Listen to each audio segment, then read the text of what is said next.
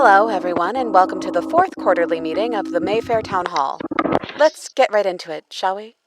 The first item on today's agenda concerns the unusual number of missing persons posters we've been seeing lately. Obviously, nothing wrong with putting up a poster for a missing loved one, but we've been getting some complaints about bogus phone numbers and posters for people who are not missing. A couple of you have even said you've seen your own names and faces on one.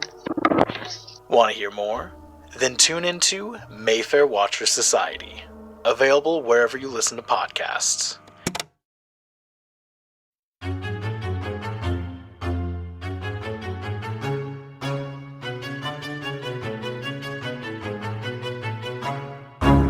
I hate to say it, but his parents have been feeling unwell as of late, and I'm staying with them to help take care of Alex. Oh, sounds serious. Oh, no, it's not serious. Nothing terminal. It's just a touch of consumption.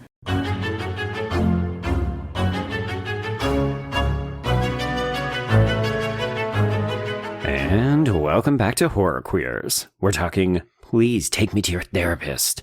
We're talking, this ball wants to be caught. And we're talking, if this translation is right, this alien sounds like an idiot. And I'm Joe. And I'm Trace, and, well, that's something to consider a stupid alien. Well, they must have them. You know what? I bet they would. I bet they wouldn't. I actually think that would be a more interesting path to take this movie than the path that actually goes down. Oh, boy. Yes, everyone. We were discussing Barry Levinson's 1998 adaptation of Michael Crichton's Sphere, a film that Joe and I both, I think, were really intrigued to revisit because we had... I'm not going to say fond memories of this film, but we had memories of this film that was like... We had memories, yes. We both know that this was not well received. It bombed at the box office. And so it was kind of like, oh, well, is it really that bad? And I'm not, I don't have an answer for you, to your guns? Joe. I mean, I think there are parts of this movie that really work. I think the concept is really cool, but there's just something wrong here. Something is wrong here. And honestly, after a point, I think I start getting bored with it. Oh, 100%. Yeah. Before we hit record, I said that I wanted us to both try and identify the point at which we turn on this film. But yeah, I will agree. I'm also I'm not sure if this movie is helped by watching it in close proximity to Congo, which was our audio commentary from last month. And we didn't have great memories of that film, but it wound up being just a bit of a fucking entertaining but very stupid and very messy blast. And I was hoping we were going to have the same experience here.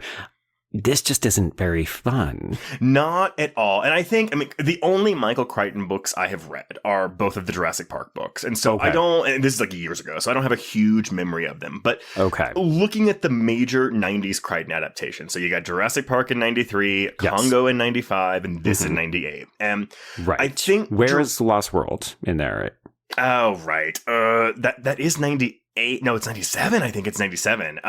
So yeah, it's between Congo and Sphere. Okay, well, let's forget about that one for a second. But for Jurassic Park, I think, because from what I gather from Michael Crichton, it's kind of like a combination of like really like prestige thinking man sci-fi with like kind of B-movie schlock and usually creature feature stuff put into it, at least with these three properties. I call it bullshit science. Like it's pop science in a way, right? So he has a really intriguing idea that is based in scientific fact, and then he spins a B-movie yarn around it. So we get something like this, right? Underwater scientific exploration with foreign object, maybe alien life. And instead, what we get is paranoid hallucination / mental projection shit. And that's kind of the thing. So I think Jurassic Park strikes the perfect balance between those two sensibilities that Crichton like toggles with. And then Congo leans more into the B-movie aspirations of it, which is why it's fun, if very stupid. And Sphere goes the opposite way, where it tries to go more for that thinking man's philosophical sci-fi, and it dips its toes in B-movie schlock, but it seems almost ashamed to have that in the movie. Which is challenging, right? I mean, part of this is you look at the cast and you think, okay, this does have that veneer of prestige, but we also saw that in Congo, and those people weren't afraid to get down into the muck and just have a good fucking time with it. Like, Tim Curry is doing the most in that movie. And this film feels like nobody wanted to get down in the muck. Like, we truly did think we were making something a little bit more smart, a little more sophisticated. There's some interesting, almost heady philosophical ideas at play here, but then we're still making a B-level thriller, and the two just don't meet in the middle. Yeah, and I think also a big problem is I don't particularly like or want to spend time with most of the characters in this movie. Which is wild, because look at who's in this cast. These are likable actors that I have a relationship with. But I mean, I also think the movie isn't doing them it's not doing them any favors, because I mean, and here's the thing, we can lay a lot of this blame on the source material because this is a relatively faithful adaptation from what I remember. I've read most Michael Crichton novels. This one I always had a soft spot for because I was really intrigued by the idea, and just the way it plays out in the book is a lot more interior minded. So the paranoia feels a lot more real because these characters just cannot communicate with each other because they just don't trust each other. Right. But when we get to the most paranoid moments in the film, it feels like everyone is just behaving really irrationally because we're trying to keep it a mystery as to who went inside the fucking sphere. Which ultimately, I don't really care. And it doesn't come to anything. These are, I mean, like, look, I don't really have a right to say, oh, these are really stupid scientists because, I don't know, maybe they behave in the terrible. same way normal. But like, these seem like very stupid scientists. There's no Ian Malcolm in the bunch. And no offense to Samuel L. Jackson, but if you're going to pinpoint one character that he played in a good Michael Crichton adaptation, it ain't this one. No. Oh, I didn't even think about the connection with Jurassic Park. But yeah, fully agree. Like, I mean, and I think Sharon Stone comes out probably the cleanest of this movie, but especially in 2026. I spent a lot of time being like, oh, Beth, you done dirty by these fucking men. Well, and that's the thing, though. Like, the movie gives her the worst backstory and like doesn't do anything with it. It's anyway, okay. Well, so we're so into it already. I like, it's like you. Like, I mean, I haven't read the book, but like I did read the Wikipedia summary. From what I can gather, yes, it is mostly a faithful adaptation, at least in terms of the broad strokes of the plot. And so there's a really cool concept here, and I can't quite pinpoint what went wrong. And honestly, Joe, the production I have for this isn't going to really show any light on that either, because very few people have written about this movie. I was going to say, nobody's talking, are they? I did find an oral history, but it was only an oral history of how they made the CGI sphere, which to me is like, I don't give a shit how you made the CGI sphere.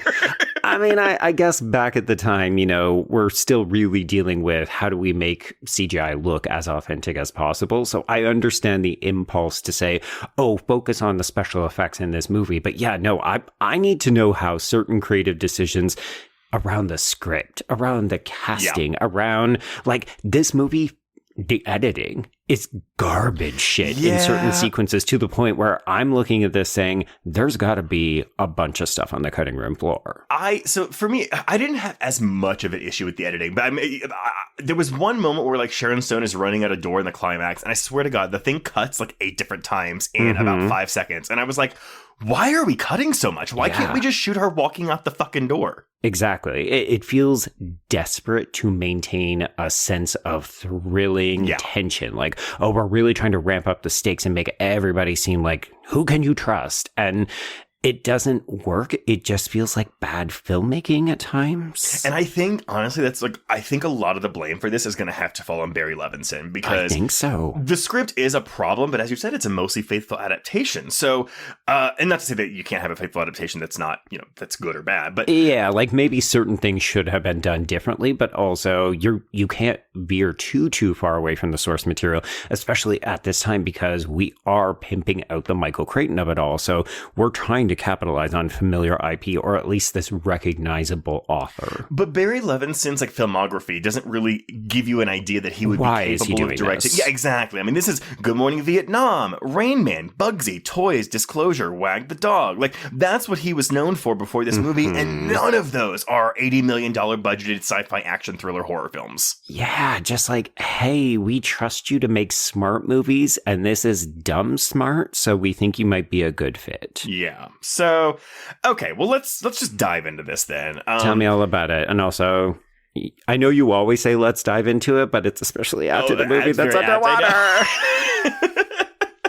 So I'm pulling pretty much all of this from a documentary that appears on the Blu-ray for Sphere called Shaping the Sphere, The Art of the Visual Effects Supervisor, as well as the audio commentary that includes Dustin Hoffman and Samuel L. Jackson, albeit, Joe, this is one of those awful commentaries where they actually recorded them separately and then spliced them together in the film. And come on. By consequence, like, Dustin Hoffman isn't really in the commentary that much because it's clear that Samuel L. Jackson has the more interesting things to say, or at least is more lively. Like, he seems excited to be here and talking about this movie and his experience on it, whereas Dustin Hoffman is kind of like, yeah, I made this movie and I came here for Barry Levinson because we worked well together. Jesus. I mean, that tracks with everything I know. If you're going to get somebody from this movie on an audio commentary, I want Sharon Stone and Samuel L. Jackson. Yes! I want Grant. Maybe Sharon Stone was just like, no, I'm not doing that. Like, fuck this. Fuck this movie and fuck this. So, okay, yes. Sphere, as we said, based on Michael Crichton's 1987 novel of the same name, and yeah, as we said, adapted fairly faithfully into the film by Kurt Wimmer. So this is, I feel like we don't see this very much anymore. Kurt Wimmer is well, he's not the screenwriter, though. He just gets the adaptation credit, which I feel like is something we saw like in like the 30s, 40s, 50s, and 60s, not so much in the 90s. Yeah, like there's no story credit. There's an adaptation credit. That is so unusual. Like maybe like the adaptation by is the story credit of an adaptation. I don't know. Kurt Wimmer, though, I feel compelled to point out, everyone. So yes, if you don't know please that do. Name, he is the director of the apparently worst movie ever made, Ultraviolet, starring Mila Jovovich, but also in the running for worst movie ever made, that 2021 Children of the Corn reboot. Yes, and we have a Patreon episode on that, and it is as bad as you heard. But, like, watchably bad. It's entertaining, and I hate that little girl in it, like, in an enjoyable way where I wanted to see her get punted into the sun. So, yeah, like, you can have fun with it. Yeah. But the screenwriting credit goes to two men. So we have Paul Atancio and Stephen Hauser, and neither one of these really have much to their name, you know? I mean, Atancio did get an Oscar nomination for his work on Quiz Show in 1994, and also on Donnie Brasco, but very different movies. Very different from this as well. So the most notable change the film makes compared to the book seems to be that backstory between the Sharon Stone and Dustin Hoffman characters, where we kind of pepper it out throughout the film, although we never really engage with it, where he slept with her like 15 years ago, despite being married, leading to her suicide attempt, and boy, oh boy, is this all mishandled very badly. Like, oh my God. Yeah, this is a component of this film that has not aged well. And we don't need it. It is just here because we don't want to actually give Sharon Stone any actual character development in this movie. I agree and I disagree with you because I think, especially as we get later into the film and the cast starts to get narrowed down a little bit, it feels like we use her backstory to turn the male characters against her in a very, like, misogynistic, don't trust this woman, she be fucking crazy. Oh my God. No, I was so frustrated. I wasn't like riveted by that scene. I was frustrated by that scene. Oh, 100%. Because you're just like, it doesn't even make sense what you're saying. Like, she's a doctor and she's as much in control of her faculties as anybody else. But apparently because she had like a breakdown and is on medication, she's like, oh my God, you might as well just kick her out of this habitat. Yeah, she's persona non grata. Wild. So, funnily enough, though, Crichton began writing the novel in 1967 as a companion piece to his 1969 novel, The Andromeda Strain. Good book. Which I've never read or seen the adaptation, but that is, about a deadly alien germ that wipes out an Arizona town, et cetera, et cetera, et cetera. Yeah. His initial storyline for Sphere began with American scientists discovering a 300-year-old spaceship underwater with stenciled markings in English. But Crichton later realized that he didn't know where to go with that and put off completing the book until a later date. Okay, fair enough.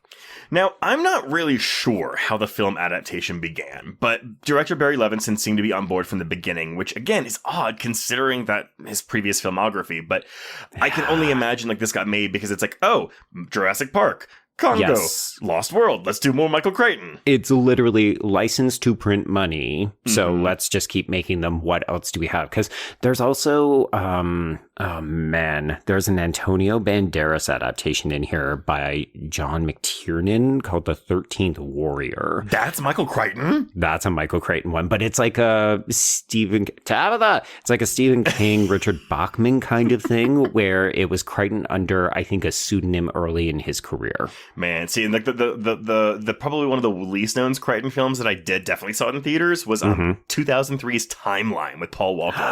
Oh my god, that one is trashy but fun. That's a Congo. That one there. That is a Congo, yeah, and that was also a Thanksgiving, because I remember I saw it at Thanksgiving because it was one of those like Thanksgiving releases that bombed at the box office. Oh yeah, the timing was totally wrong for that one. I will say, I think that movie is fun. I think the book is a bit of a romp. Like, it's the one that I probably would reread the most often after the Jurassic Park ones. Huh, interesting. Yeah, all right, just a good time. Page Turner. I'm intrigued. Dustin Hoffman joined the cast because of Levinson's involvement, because they had collaborated on several prior projects, including Rain Man, and Hoffman had faith that Levinson could raise the project beyond its script. But no, you were wrong. In that commentary, Hoffman says that Sphere was an exhausting experience, so it wasn't as typical as what they did on, again, say, Rain Man, because it's all special effects. Well, okay, I say that. I think the special effects in this movie are pretty muted. It's mostly just water and, like, things flooding. Yeah, but here's the thing. None of these people are spring chickens. Obviously, it's a while ago, but I think that Dustin Hoffman he looks out of his depth. He's not moving particularly quickly, and I do think that lends itself to the character. You know, it's a scientist. He's not trained to do this kind of stuff. But like, we did this with Bruce Willis and Ben Affleck in Armageddon. Dustin Hoffman is in a very different realm when it comes to average person has to suit up and go save the fucking world. Like, I know we're never going to make the black guy or the white woman, like, the main characters of the film. Heaven forbid. But, like, I would just rather... If only... Like, again, I don't really even like Samuel Jackson's character that much in this movie, but he is at least more interesting than Norman, Dustin Hoffman's character. Agreed. And I can't tell if it's boring protagonist syndrome, miscast, or just Hoffman not having a good time, but this character is a bit of a slog. Yeah, I agree. Now, due to the need to reconfigure the special effects budget and production design, pre-production on Sphere stopped in October of 1996. And the script was revised. Now, in the interim, Levinson directed Wag the Dog, which also stars Dustin Hoffman. Better film. Well, they filmed Wag the Dog for 29 days, which allowed Levinson to jump right back into Sphere, because this took more than 29 days to film. Sure, yeah. Now, funnily, so before they postponed it, though, so Samuel L. Jackson was in Toronto filming The Long Kiss Goodnight. So this would have been early 96. Great movie. I've never seen it. And Tracy would love it. I know. I've heard it's so good. And I know, like, for Gina Davis and Sam Jackson and Rennie Harlan, like, that's all their favorite films that they've all done. It's like, Chef's Kiss. Yeah. That movie is so fucking good. It's that Shane Black script mixed with Rennie Harlan. Honestly, get those two men together, then maybe Rennie Harlan will make a good movie again. I mean, we are recording this in advance of The Strangers Chapter 3, so who fucking knows? Maybe he'll have nailed it. Maybe he nailed it. Third time's the charm. But while he was filming The Long Kiss Goodnight, his agent sent him the book, Sphere, and told him to read it because they were going to make the movie. And 2 days later, his agent calls him and goes, "Hey, have you started reading the book?" And he was like, "Well, no, I'm filming this movie and I'm a little busy." I'm actually making a really good movie that requires my attention, so no. Well, his agent says, "Okay, well, never mind, you can stop because they've actually cast Andre Braugher in the role instead." And he was like, "Oh, that's great. Andre Braugher's a really good actor. Like, whatever. No loss for me." Oh, shit. Now I'm wondering what could have been. No offense to Samuel L. Jackson. The character is also underwritten, so that doesn't help. But that would have been, I think, more equivalent to what they were trying to achieve tonally. Andre Braugher gives off, austere, eloquent, just not to say so. Oh my God, I'm taking myself in deeper here. I get what you're saying. I get what you're saying, though, because this movie, like, Jackson's performance in this, it's so red herring-y, right? Like, we are meant to believe, he is, I mean, and technically he is doing all of this, albeit unconsciously, but he plays it very sinister, and I never... He does. I did look this up, and in the book, like, his character is meant to be very abrasive, like, no one really gets along with him, but the problem is, that's not the character we get in the beginning of the film. No, like, there's a lot of antagonism between him and the Liev Schreiber character, and it's meant to be academic, but they both take it really personal, like, oh, one person is doing much better than the other one. It's kind of a race to, like, I think in my notes I call it an academic dick measuring contest. And the film leans on it, I want to say, about twice, but most of the time, you just kind of get the impression that Samuel L. Jackson is a bit petulant and or he thinks he's superior, but it plays the exact same as Liev Schreiber, and it feels like then they're just playing the same character. Yeah, I agree. Something went awry here. But either way, he then did read the book and was like, shit, I really want to do this because I think this character's really fascinated. And luckily for him, that's when the production pause happened. And I guess during that time, Brower dropped out. And then a year later, he's just offered the part. Okay. Yeah.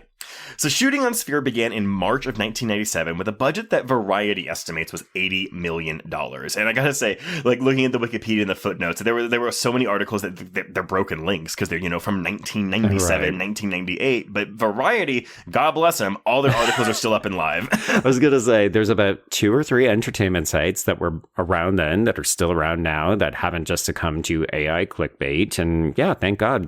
I mean, I go to Variety every fucking day, and I have my ads turned on because I need that site to never go out of business, even though their film reviewers are often garbage. Because I know the Owen Gleiberman and you. Oh my God. Shooting took place at a naval base on Mare Island in Vallejo, California, and ended in July of 1997. So long shoot, 68 days.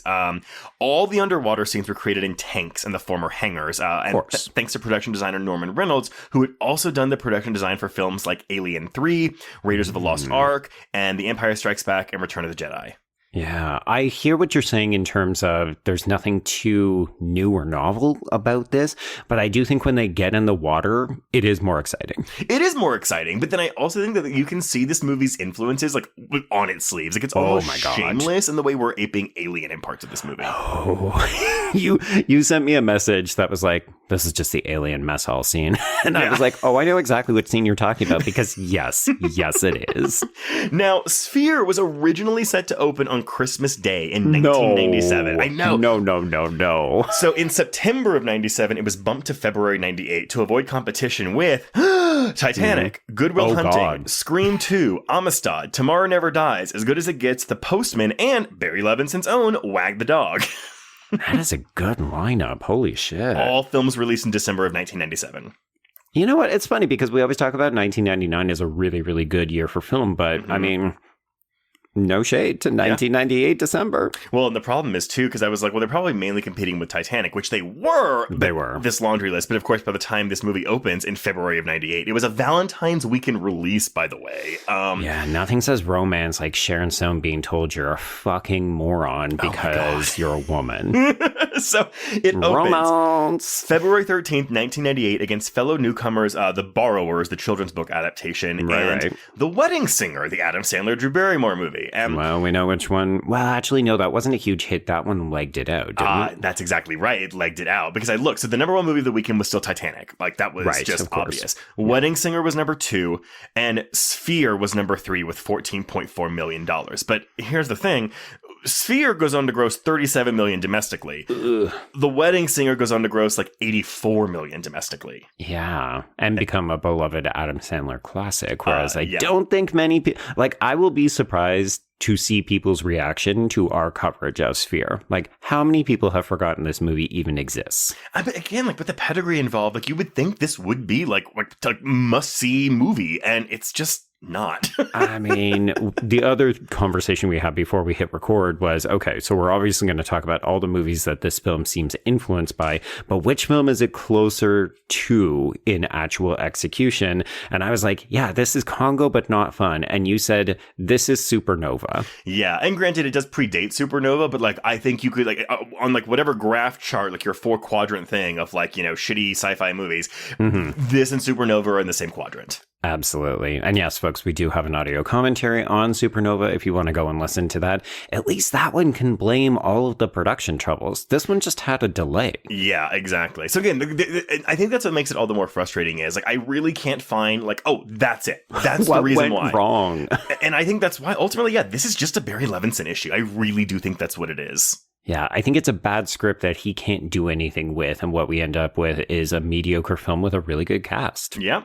Now, Box Office Mojo doesn't have international numbers for this film, but Wikipedia, a source from there, says it made about the same amount internationally. So if that's true, we're looking at a $76 million worldwide gross, again, though, against that aforementioned budget of $80 million. Oh, boy. Yeah, I think the other thing that makes me sad about this film, I mean, yeah, it's not great. And there's a bunch of bad underwater movies, a bunch of bad space movies, but at least in this time period, we were still green lighting these movies with these.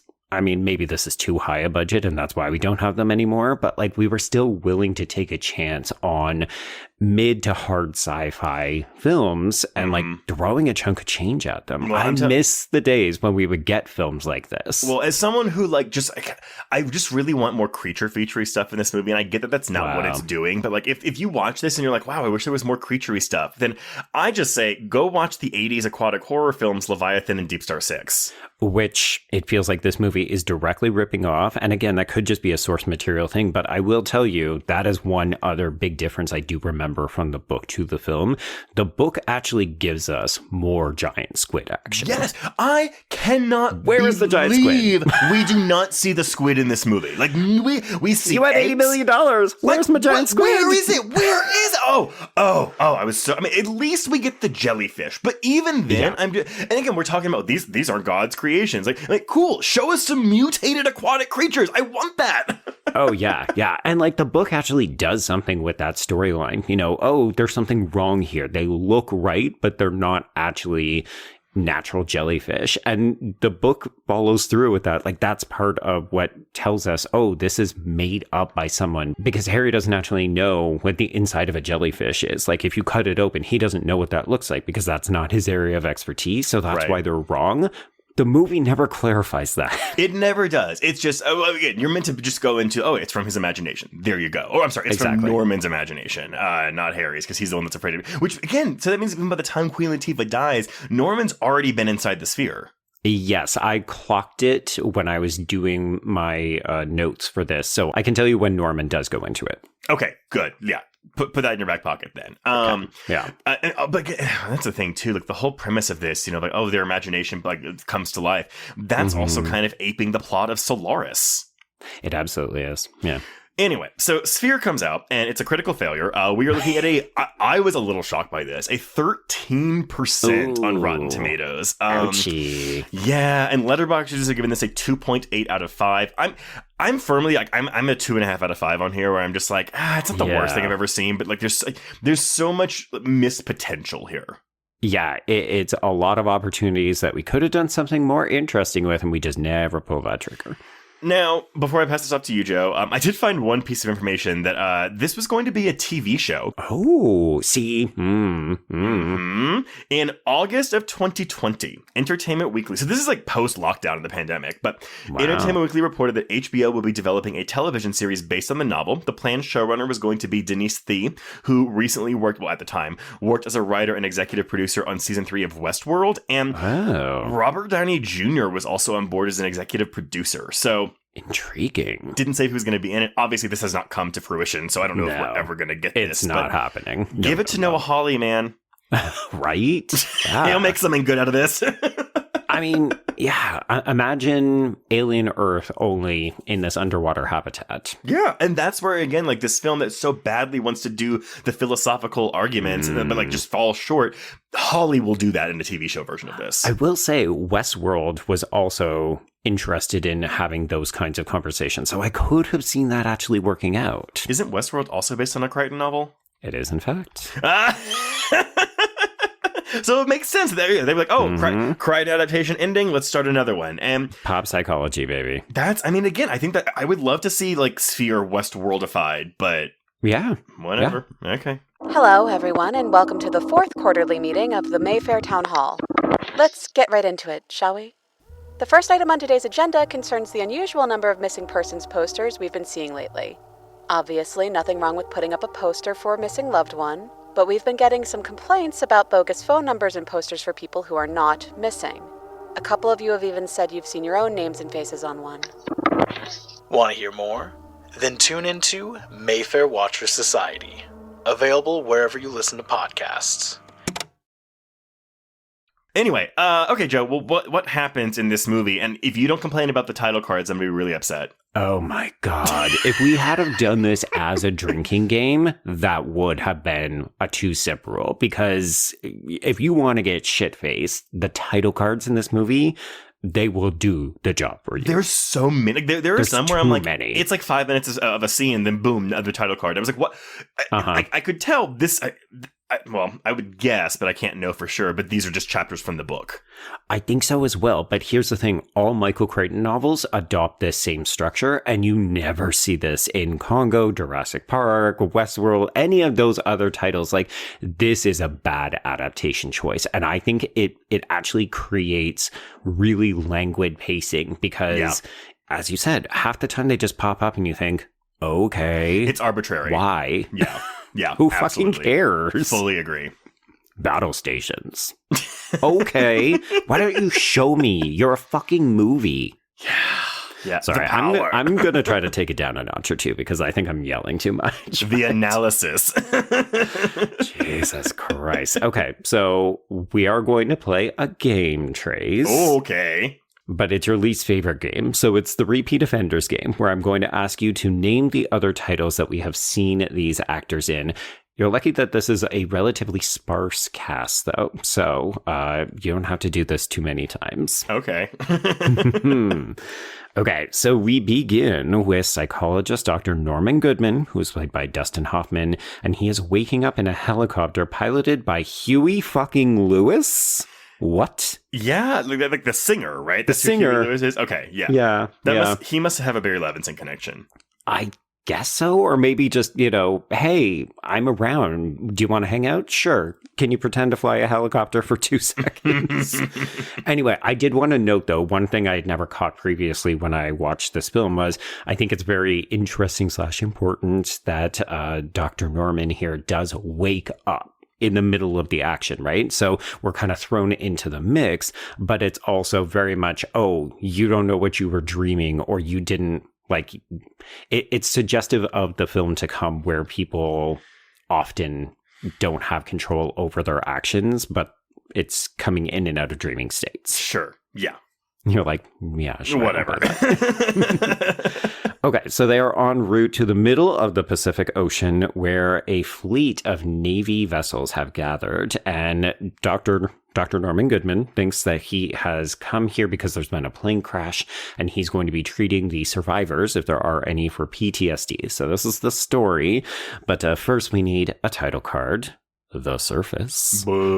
And this is when Norman, he's on board this ship. He is, like, hey, I need to get to these people. Time is crucial. The longer we wait, the more upset and disoriented and stuff they're going to be, and nobody will give him any answer. So we're just wandering around the corridors of this ship, and then he sees narcissistic astrophysicist Ted Fielding, who is Liev Schreiber, and then he briefly catches a glimpse of Dr. Beth Halperin, who is Sharon Stone, before he is sequestered into his chamber. And she's the marine biologist. So even though this predates, say, Annihilation, this feels very Annihilation-y. It's like, we have an astrophysicist, we have a marine biologist, we have a mathematician, and we have a psychologist. And they're going to go figure out what's in this, actually, funny enough, this spherical object.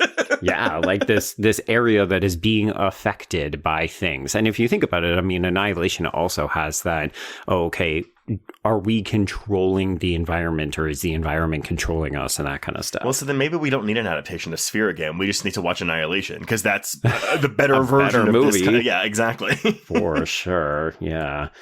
Okay. So, Trace. Yes. Play my game. Okay. The good news is that we have never covered a Dustin Hoffman title before. He doesn't often veer into genre. The closest we could have come would be Outbreak, his movie with Rene Russo. But we didn't cover that, so we have not covered it, no. But I do want you to do it with Liev Schreiber, please. Okay, definitely Scream 1, 2, 3. Yes, and I think that is it. I think that is. I was like, hey, because he's done the Omen remake, which we have not covered. We referenced it when we covered the Omen, but we haven't actually done the remake. And then he hasn't really done much other horror, like nothing that comes to mind. It's Phantoms would be the other one that we could talk about someday. Yeah. That I don't have fond memories of, but it does have a great cast of that, mid-90s. Like, it's him, it's Rose McGowan, there's a couple of other people, Ben Affleck, so... Okay. Yeah. Okay.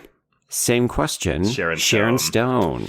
Okay. This one, you've got a couple to work with. I know. So, I mean, we've definitely covered Showgirls. Oh, wait, no, she's not Showgirls. Oh, my God. Sorry. Nice try. I agreed with you, too. That's funny. It's the other Paul Verhoeven. She was in Basic Instinct, which we have covered. There we go. We have written an article on Basic Instinct 2. Correct. We've written an article on Sliver. Correct. We haven't covered Diabolique, but we've talked about it in our episode on Les Diaboliques. Mm-hmm. I'll give you a hint. It's a TV show. Oh, fuck. A TV show with Sharon Stone. Is it, It's a Ryan Murphy. I know. I was like, it has to be a Ryan show. Murphy show. I'm like, what would it be? I don't. Fuck. What was Sharon Stone in that was a Ryan Murphy property? I don't know. What is it? It's Ratched. Oh, I forgot she was in that. I know, right? She's only in it for a hot second because, I mean, that show was just all over the fucking place. Folks, we do have that Patreon episode on it. I was not a fan as much as I love Sharon Stone and Sarah Paulson. And yeah, it should be a slam dunk. Let's look at the early career of Nurse Ratched from One Flew Over the Cuckoo's Nest. That show was a hot fucking mess. And I'm so happy that we never got a second season. I found it quite entertaining, but yes, it is absolutely a mess. I'm thinking about other Sharon Stone, like, because, oh God, she's in a very early Wes Craven movie called Deadly Blessing that I really like and I want to cover one day. Not because I think it's queer, but I remember like being quite impressed with it. Sure. I've never seen it, so I'm excited. And then if we want to be bored, we can watch Cold Creek Manor with her and Dennis Quaid. No. Oh, it's so boring. It's so boring. It's not even visually interesting to look at. No, it deserves to be forgotten, but. Yeah. Throw it back in the oubliette. Okay, so coming back to the film, eventually Norman is collected by Captain Harold C. Barnes, who is played by Peter Coyote. Not going to make you play the game with him because we have never covered a Peter Coyote title. Good. I'm not familiar with this actor. Okay, I've seen him in a bunch of things. He often plays this kind of hard ass. I'm going to make a couple of television recommendations during this episode. He was on a one-season wonder called The Inside with my favorite, Rachel Nichols. It's it's kind of like a Silence of the Lambs style TV show where she's a profiler. He is her boss at this mysterious agency, and she has to put herself into the shoes of serial killers. Interesting, grim. It's during that time period where we were really leaning into every procedural crime series had to be about women just getting absolutely fucking mutilated. Mm-hmm. So a bunch of people don't like it because it's quite brutal to female victims, but I like the visual aesthetic because it's almost Hannibal light. Okay. I mean, it's like what, mid 2000s, right? Yeah, I want to say like 2008, 2009. Yeah, maybe. That sounds about right. I'm probably wrong. It's probably later, but anyway, you can look it up. It's not that hard to find. Well, actually, it's probably impossible to find at this point. Okay, so Harold C. Barnes, Navy guy, bit of an asshole. He plays as a soft antagonist, but it's only because he's very unwilling to share any kind of information. Like, he's a hard ass. Mm. So he indicates that this crash is definitely not a plane with human survivors. What we are here to do is look at a possible alien spacecraft. And the team has been assembled based on what we come to discover very quickly was a bogus report that Norman was commissioned. He was paid $35,000 to basically study the Twilight Zone and write this up. Like, yeah, basically the Bush administration told Norman, hey, we need a plan of action in case we find alien life. Will you write this? We'll pay you $35,000. And so a normal good scientist would take this seriously. We learned that Norman just didn't give a shit and bullshit both of it. So even the choices he made about like the types of people, like a mathematician, astrophysicist, marine biologist, who would need to be there, those were all arbitrarily chosen. And he just like cherry picked his friends, basically. Yeah. Like, Amy Adams would protest how this was constructed because she would be like, I did this very, very well in that Denis Villeneuve film. Arrival. Yes, absolutely. Absolutely. And so, honestly, I forgot this was a component of this plot. And immediately I was like, well, why the fuck should I care about you then?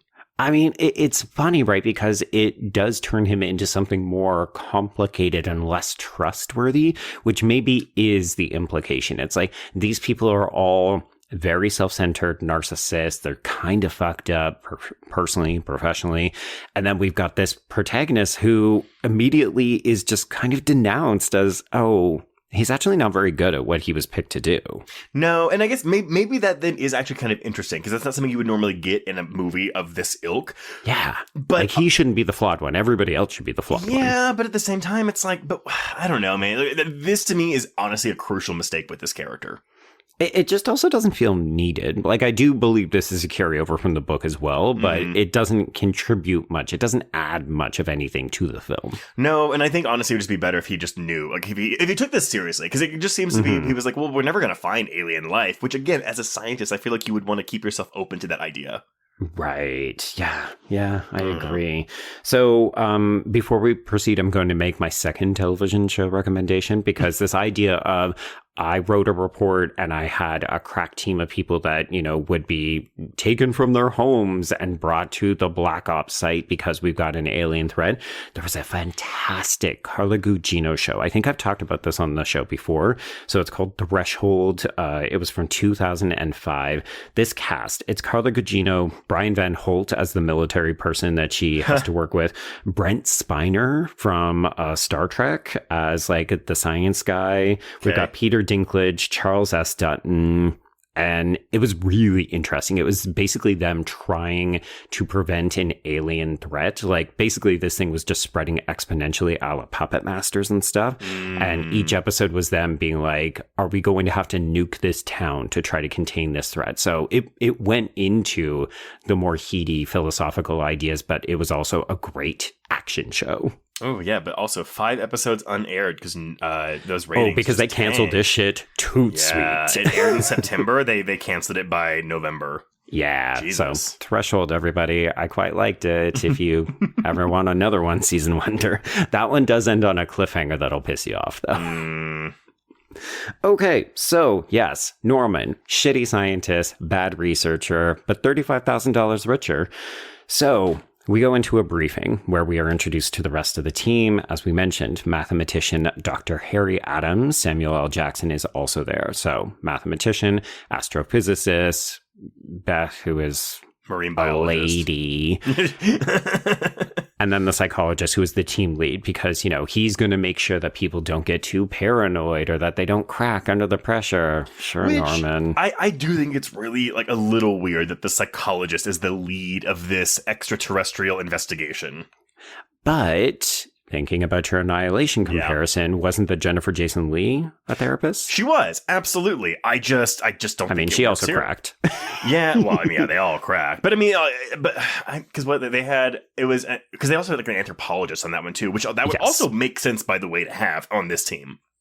Yes. I mean, here's the thing. They don't seem to have a good sense of how old this thing is until they get into this briefing. And then all of a sudden we're talking about the coral and how fast it grows. And we realize, oh shit, this thing has been down here for several hundred years. Yeah. But Trace, you're not getting out of my game that easily. Jackson. Samuel L. Jackson. This is the one with the most titles. I was going to say, I mean, jumping right to my brain, I've got Deep Blue Sea and Snakes on a Plane. Correct. Yes. Jurassic Park, because we have discussed that. Yes. Think back a couple of weeks ago. We talked about an M. Night film that had a sequel. So we've talked about Glass. Yes. We've not talked about Unbreakable. No.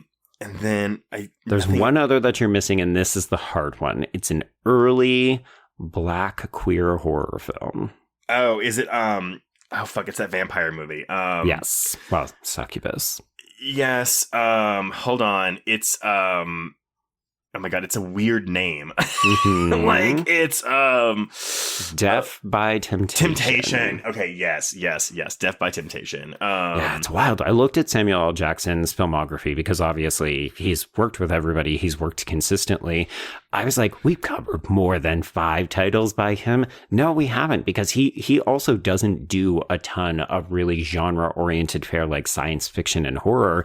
He's doing a lot of the Marvel action superhero stuff in between, serious fare, Quentin Tarantino films and that kind of stuff. Yeah, it was weird. I was just like, surely it's got to be more than this. There were a couple where I was going through people's filmographies and being like, I can't wait to cover that movie. Mm-hmm. Okay, so I don't think that this movie is particularly funny, but it does have a couple of either visually interesting moments or slightly comedic moments. Yeah. So I think this montage of the physical examinations where everyone is being asked about eyeglasses, drug use, surgeries, and so on. Like, this is the reveal that Sharon Stone tried to die by suicide, but also, we've got moments of, do you need to wear the glasses? Do you need to wear the glasses to see underwater? Well, because also like the bulk of Sharon Stone's thing is like, oh, she's like, oh, I mean, I've taken like, maybe a Xanax or two. Half it's like, a Xanax, yeah. And that's she might as well have just coughed and been like, no, she has cancer. It's like, no. That means she has a pill problem. Well, and you can see the pretty prominently displayed scar right on her neck. So if we're looking at things and she's kind of fidgeting in this moment, you understand, oh, there's a woman who's got something to hide. But even there's actually, I think, a comedic beat here because she says she got it from a car accident. She goes, I was drinking, but not driving. Yes, I do like that. Here's the thing. I like Sharon Stone a lot in this movie. I do think too. She looks fucking great. I hated the haircut back in 98, and I kind of love it now. Yeah, I mean, it makes sense. It's practical. It is. It's just also the way she was wearing it at the time. So she has a bunch of movies around this time where she has this kind of shorter haircut, but she's giving spunky fuck you energy, and I like that, and I hate what the film does to her as a result of that. Well, because it kind of tries to build this mystery, because like whenever Dustin Hoffman's Norman first sees her, it's you say it's like that blink and you miss a thing where it's like, oh, he sees her walk into a room, but they definitely make eye contact and clock each other, and so the film tries to build this mystery about, oh, what is their past relationship, what's going on, and we get breadcrumbs throughout, leading to what I'm going to say is ultimately a very unsatisfying answer. Like, I just don't like, that's the best you can come up with. Oh, they fucked once when he was married 15 years ago. Well, it's giving, oh my God, she's a psychotic ex, and that's why she can't be trusted. Exactly. And I'm like, I don't know, that sounds like more of a you problem, Norman. Yeah. Yes. Yeah. Oh, we can talk about when she finally fucking forgives him at the end of the movie for no reason whatsoever, but whatever. Yeah. Well, he does save the day, Trace. He does.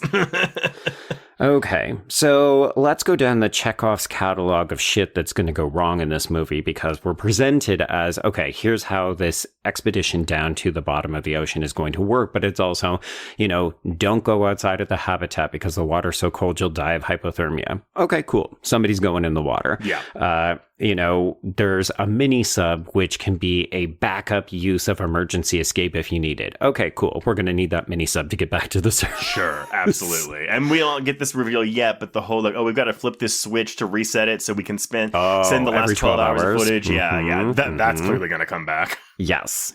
All of this good kind of stuff. And here's the thing. I'm still very on board with this movie in these stages. I think this movie, by the way, is 2 hours and 15 minutes long. And you feel it in the back half. I would say, oh my God. Yeah. I'm going to try to pinpoint when I turn on the movie like you asked me to. But like, I think generally the first half of this movie, I'm very invested in. Yes. Yeah. Which I think only makes it more disappointing because I'm like, wait, no, I was liking this. What the fuck happened? Yeah, what went wrong? Exactly. Yeah. Okay, well, I can tell you one thing that never works, and it happens far too frequently. Title card, Trace. The Deep. The Deep. Who the fuck cares? Just show them going down in the sub. I have 4 bullet points of notes underneath this title card before the next one happens. So again, this is a long one. Yeah. But I ask you, but 4 bullet points is short. 4 bullet points is short for the Deep. Okay. Like, why? But anyway, go ahead. Yeah. Okay, so we take a 13-minute journey down to the bottom of the ocean, and this is where we start to see everybody reacting to other people. So people are exhibiting different stress reactions. We've got Harry, tapping his foot because he's unnerved. We've got Sharon Stone trying to take care of him. And of course, the whole fucking time, Norman is psychologizing everybody. And this is where Beth insinuates something about their relationship. But I do enjoy this line, which is very telling, very, future forecast. We get this, I can't even remember who says it. It might be her, but it might be Harry, it might be Ted. Somebody says, the pressure can attack your integrity. And the reality is like, if you want to go along with this film and accept that it is trying to have some, pretty significant philosophical conversations about like, who are we when we can manifest whatever it is that we dream, and why are human beings so fucking awful to each other? That could be some really interesting ideas. And I like this idea that everyone's professional integrity will be questioned at some point, because these people ultimately the fact that they're all doctors or captains means nothing when we get down here and shit starts to hit the fan. And I know I complained about the fact where I was like, well, these are all very stupid scientists. But here's the thing. I do think there is an interesting movie to be made out of scientists who are who are fallible, who are human, who make mistakes. And this film doesn't this isn't the film to do that. Right. No, it's really not. It thinks it is, but it's not. Meanwhile, though, you have Liev Schreiber looking at the habitat when they get down there, and he's like, well, it ain't the Motel 6. Hardy har har. Woof. There's definitely a couple lines in here that I had to shake my head at. Okay, so we arrive. Oh, do you have anything to say about the score in this movie? Okay, so the funny thing. So the next title card is the spacecraft. I'm going to jump ahead just a little bit here. But my first bullet point in this spacecraft section is some of this score sounds like a more classical version of the Batman Forever score. Oh, interesting. Okay. I found this quite overbearing at times. We're really using the score to tell the audience how they should feel. So, in this moment, there's a little bit of, ooh, it's wonder, I can't believe we've constructed this thing all the way at the bottom and we're, 1,000 kilometers underwater. It's so significant. And it's working then, but there are other times where it's like, it's wondrous. It's ominous. Especially when we get close to the sphere, those opening moments where people are just taking it all in. It's like, okay, somebody needs to tell the score to dial it back. And I think there is an issue with the underwater photography in this movie. I think it's pretty cloudy very often, but also this feels very small. I don't get a sense of this is the ocean floor. Look how expansive it is. I don't get that from this movie. Right. No, it's pretty cloudy. We're basically just going between the habitat and the spacecraft. So I couldn't help but think of Underwater, the Kristen Stewart film, which I think I need to go back and revisit that because I was actually way too hard on that movie. And I think if I watch it again and accept what it's trying to do and just, block out TJ Miller every time he's on screen, I think I'm going to have a lot more fun with that movie. Yeah, I remember I was hungover when I saw that movie in theaters, so I wasn't in the right mindset to really get it. So yeah, maybe that can be a Redux one day. There we go. A Patreon Redux. Very queer now that we know. It is very queer, yeah. Speaking of queer, before we can jump to the spacecraft, we should introduce another character. So as they're coming down, they are being observed by Teenie Fletcher, who is played by Queen Latifah. And initially, so folks, you may be like, why are they covering Sphere? There's nothing queer about this. We have not one, but two queer actresses of color in this. And initially, I was going to hedge this by being like, Queen Latifah doesn't talk publicly about her sexuality. And that is true, but Trace, apparently all you have to do is a cursory internet deep dive. And she doesn't talk about the fact that she is in a queer relationship. But she is.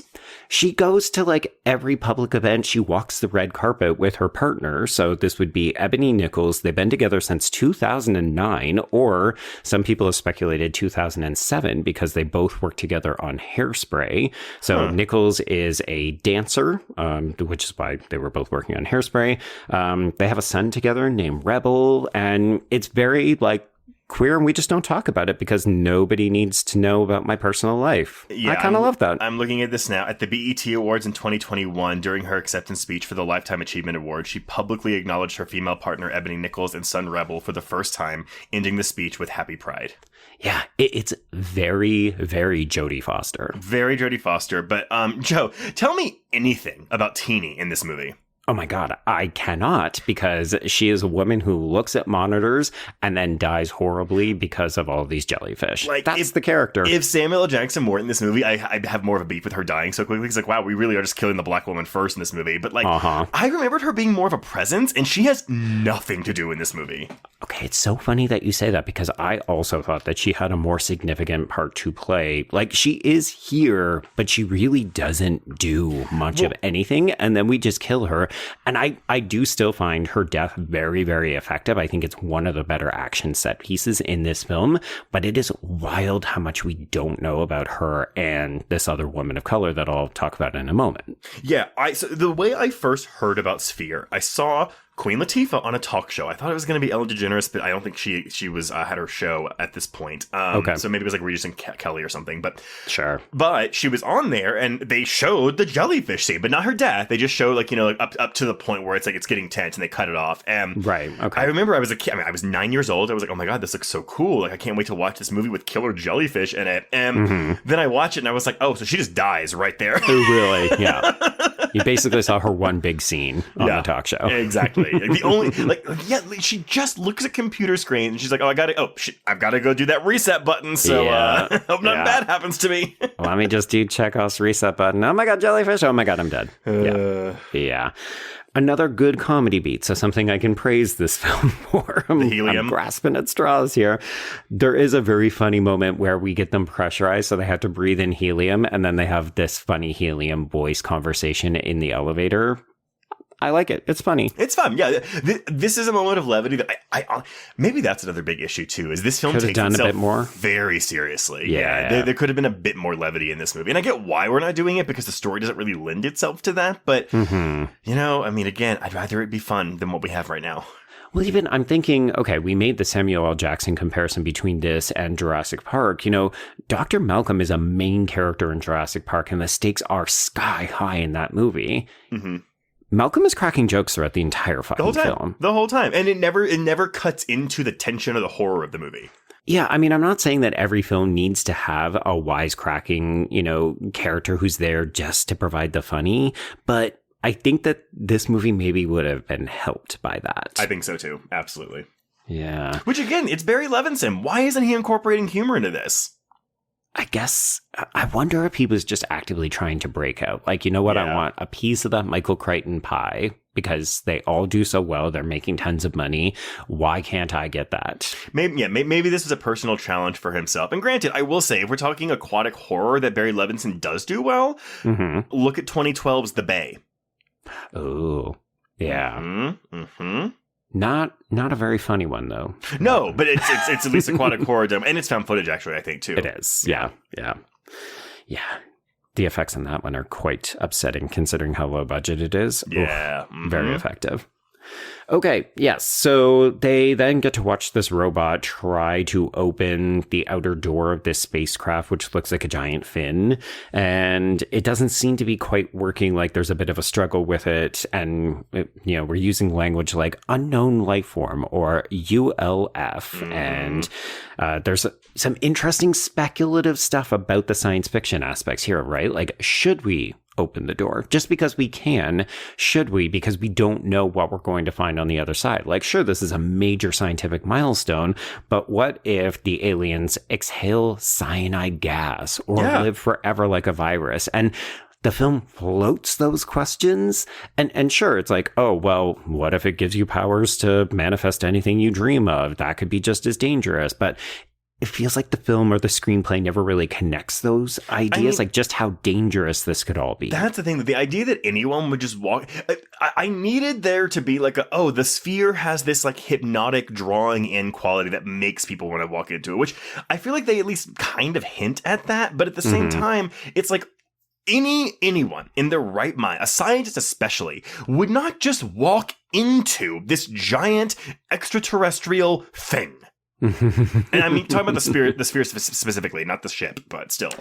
Yeah, either that or we needed to have one character who was a really bad hothead. Like, pick either Harry or Ted and say, these people are going to say scientific protocols are going to trump safety protocols. Like, I need to go and be the first one in there. Like, I think the film does believe it's doing that with this rivalry between the two men. And like, Harry feels like, oh, Ted figured out part of the sphere first, and therefore I was the one who had to get inside first. But again, we don't do a good enough job of selling that. Yeah, or take away like their decision-making process, make it so that if you get to a certain distance from the sphere, it like pulls you in. And so it's like a gravitational pull. So therefore that's removed, and then they're blameless for it. They don't look as stupid. See, again, this is a holdover from the book because they spend a lot of time trying to figure out like, the sphere doesn't have a door. How does one get in or out? Like, we know it's hollow and we know that people can get in, but how? The book spends a lot of time with people being like, I don't understand. How does this work? And it makes sense in theory because it's all cerebral. What you have to do is you picture yourself in the sphere, and that's how you get inside. Well, but that's the thing is, like, how do they not know they're going to go in there and get, like, spaghettified like you would inside of a black hole? You don't, but, you know, it's a sacrifice they're willing to make for science, for the name of for science. mankind, and so on. I'd be like, anyone else want to volunteer? I'm not doing that. Well, I think the other thing that the film doesn't do very well is acknowledge that these people are actually not suited for any of this work. Like, right. At least, you know, I made a glib Armageddon comment earlier, but we saw them training to go into space in anticipation of being on the asteroid. And it's like, Armageddon's a stupid fucking movie, but at least it makes the effort to say, these are regular people who don't do this. Like, they're not equipped to do it. But this idea that these scientists are just like, oh yeah, I'm just going to go in this depressurized environment 1,000 feet below the water and just like walk into an alien spaceship. Totally cool. I mean, I do think it's a little weird that we don't even mention like Area 51, or we don't have in Dustin Hoffman's report. It's like, oh, we should have someone who specializes in and studies of extraterrestrial life. Yeah. Like, we don't have. I mean, that would be your anthropologist, right? Yeah, exactly that. Just someone who is in the government. Like, you're telling me the government doesn't have someone looking into alien life, and they didn't think to put them on this mission? Oh my God. If you remade Sphere nowadays, you would have an influencer on the team and who would do like social media or something, or like a videographer. And then you would have a conspiracy theorist, like a nut. Oh, you're actually the foremost expert because you got most of the stuff right. But it's mostly because you were just on your aunt's Facebook page. Okay, the spacecraft. So everybody suits up and we walk across the ocean floor. Again, it's very underwater. Well, and we have Beth say, oh, the most toxic creatures on Earth live down in the bottom of the ocean. And I'm like, cool. Where are they?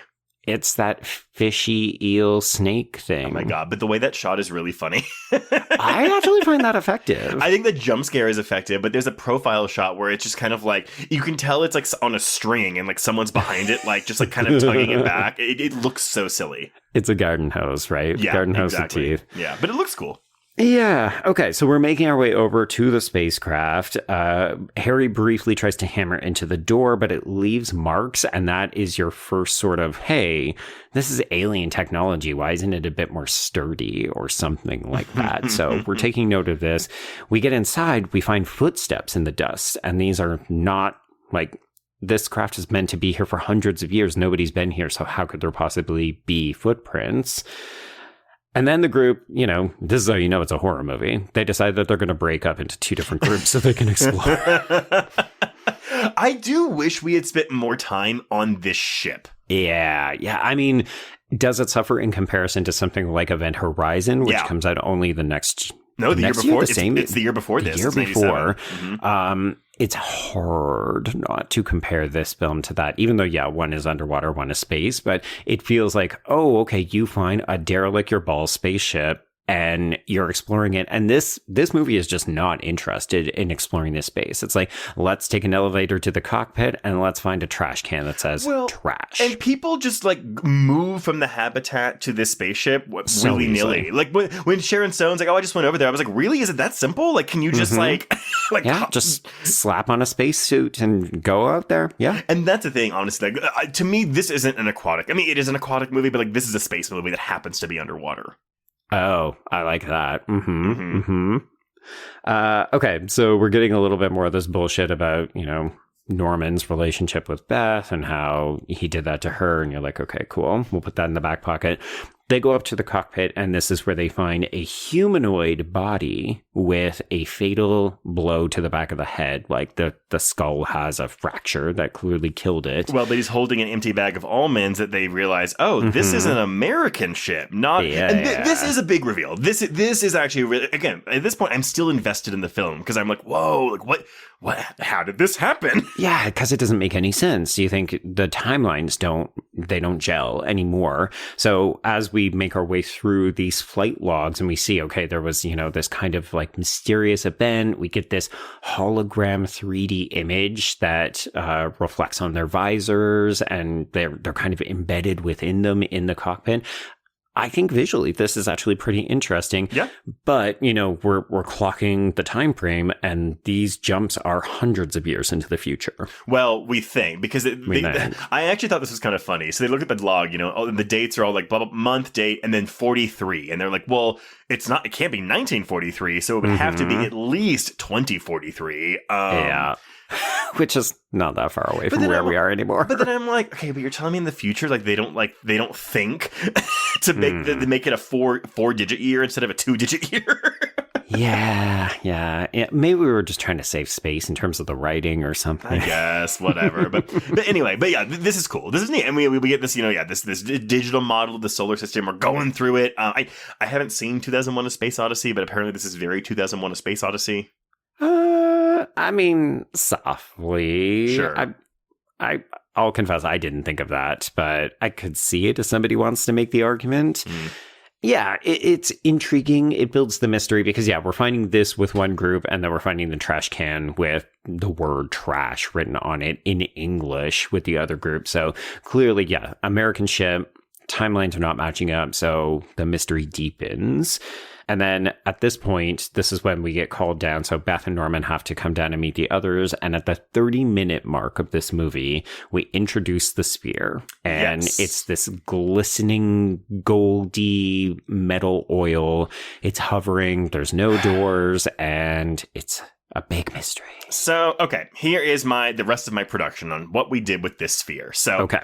As described in the novel and in the script, it was to be perfectly reflective. As such, it was essentially a giant chrome ball. And when the team of experts first find the sphere, one plot point, again, revolves around Dustin Hoffman's character saying that it reflects everything in the cargo bay, but not the humans, because this is the alien origin of the sphere. So, the special effects team tried a million things, and they worked on the chrome reflection in the ball for about 9 months. All in all, totaling 75 different versions of a round chrome sphere. Holy shit. That is so much time and effort for, this looks fine. Well, because apparently they kept taking it to Barry Levinson, and he was like, it's not there yet, but he wouldn't give them any other information. So they had no idea what to go for. And so at one point, they were so stuck that the head of VFX went to the dictionary to revisit what chrome even meant.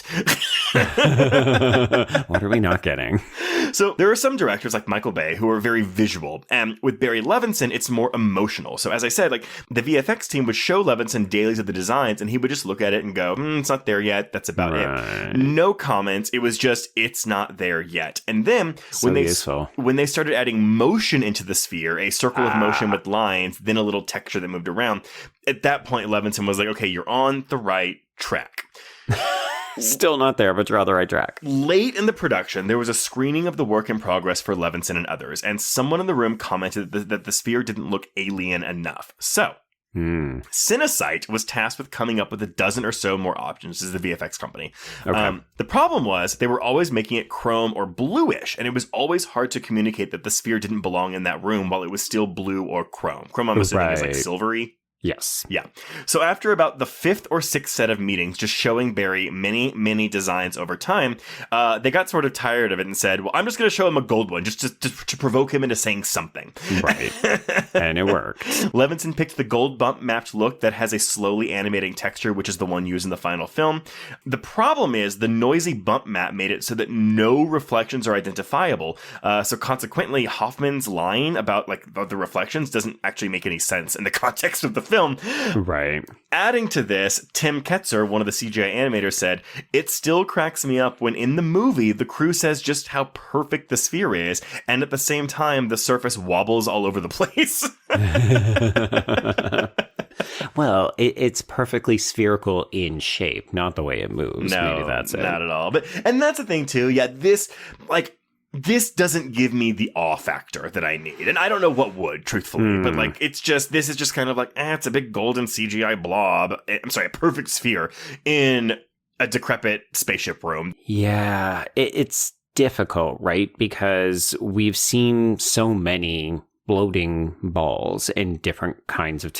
oh, sorry. That sounded like the dirtiest thing I could have possibly said. Floating balls. But, I'm thinking of, in Harry Potter, we see the snitch. There's, all sorts of magic movies that we've seen people levitate objects. And I think it is hard to make that wow factor. So the best thing that you can do is just distinguish this from everything else around it. I do think that the gold is helpful because if this was silver, it would just look like a floating piece of machinery. And you'd say, oh, well, that kind of fits the environment. But yeah, apart from that, it's, this is cool, but it doesn't make me stop dead and say, what the fuck is that? I really would like to know how the team from the future, got this thing on the ship to begin with. Right? Did we just collect it from outer space? Kind of gobble it, open the trunk and then scooch it in, bring it into the bay. Yeah, I guess. But either way, because was this an object that was already floating in space? Was it on an alien planet? Yeah. We don't know the answer to those questions. And no one actually, I don't need the answers, but no one asks them. Yeah, I think it's just shorthand for this ship went out, made this search, and then it came back with this odd object. That's all you need to know. Yeah. Title card. The analysis. Boo. Boring. So we're in the mess hall, and this is where we meet our final character, Jane Edmonds. So this is lesbian comedian Marga Gomez. Trace, here's a fun one. Play my game with Marga Gomez, because we have met this woman before, apparently. Dude, I have no idea who this woman is, and honestly, I forgot she was a character. Is she the body that's completely pulverized by the giant squid later? Correct. Yes. Okay, cool. So we do technically kill both women of color first in this film, because Marga Gomez is Puerto Rican, Cuban American. I have no idea what we've seen this woman, and I wouldn't even know where to start. Yeah, no. Why would you? So apparently she plays a journalist in Batman Forever. Oh! Okay. Yeah. I second Batman Forever reference of the episode. This is true. When you said it, I was like, it's like he's reading my mind. Oh my God, you're reading my mind. Are you sleeping right now? Yeah, right. Yeah, my imagination's coming to life. Also, Trace, you didn't play my game for Queen Latifah. I can tell you that she has never appeared on screen in a film that we have covered, but she does executive produce. Do you want to take a guess? It's a TV show. Scream Resurrection. I know that shit. I blame her for that shit. How do we keep having to reference that? I don't know, man. Just burn it. Burn it to the ground. Yeah.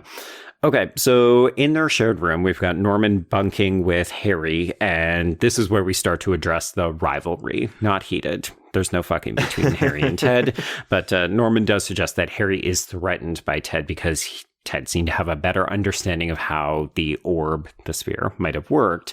And the mathematician just kind of pivots and says, well, we're all going to die down here, right? Because if that thing's from the future and nobody seems to know about it, that means that we never get up topside to tell anybody. So we dead. I love this. This is a good conversation to be having and a necessary one to be having. It's and I think scary. I think honestly, if the most of the movie was built around these kinds of conversations, which they kind of are. A lot of this movie is just people arguing and trying to figure out what's going on. But here's the thing: this is a conversation where we're actually trying to say something, and a lot of the later parts of the film are people yelling shit at each other and not listening. Yeah, and we have this kind of thing where because Ted comes up with the idea that I think that this craft is from the future. It's American. It flew into a black hole and went 300 years back in time, crashed in the ocean, sank to the bottom. There you go. And here we are. I didn't even think about this, but I bet you also the black hole was something from someone's imagination on that ship. Oh, entirely possible. Yeah. I mean, I love how little detail we get. I appreciate what you said, that it might have been interesting or helpful to have learned a little bit more about how did this end up on the ship and so on. But I do kind of love that we give just enough to say, okay, black hole, here it is, time travel, but we're not going into the specifics because at the end of the day, the story doesn't really need it. Here's the thing. In a world where this was a good movie, okay, and it was successful, I would actually totally be into watching the prequel version of this movie that is a space movie, that is the crew fighting this sphere. I don't know how you would differentiate it enough to not just be there like, oh, well, yeah, they go into the sphere, their imagination comes to life, then they go into a black hole in the end. There you go. Right. Alien: Sphere. Kind of, a little by bit, Noah yeah. Hawley, and one episode is dedicated to them finding this sphere and then also picking up the eyeball from Alien. But I mean, again, would watch still. So I don't know. Yeah. I mean, as we said, there's a lot of potential. There's a lot of promise. It just never gets there. No, never. Yeah. Okay. So, yes, we figured out it's from the future, blah, blah, blah. And I like that we end this moment, this interaction between Harry and Norman. So we're maybe going to die. Okay, let that sit in the air for a little bit. And just before we fade to black, we have Harry going, damn, I wish I could get inside that sphere.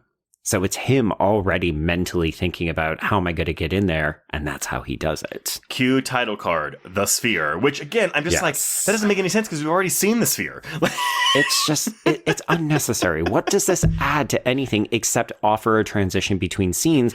But that's what conventional editing is for. And I will say though, like there were a lot of fade out transitions in this movie that aren't necessary. Like, because a fade out to me implies like a maybe not even a significant time lapse, but like a jump forward in time a bit. And this just feels like we just didn't have another way to do it. We couldn't think of something else to do. Yeah. Like, how do we bridge this scene and this unconnected scene? Yeah, typically you would just do a fade to black and then come back in, but you don't need a title card to clarify anything. No. Or like a fade to black, something to be like, okay, well, you need to actually kind of like ponder what just was said or what just happened as we move to the next scene. And this, I guess, kind of works in that regard because we are here, but elsewhere, not always. Yeah.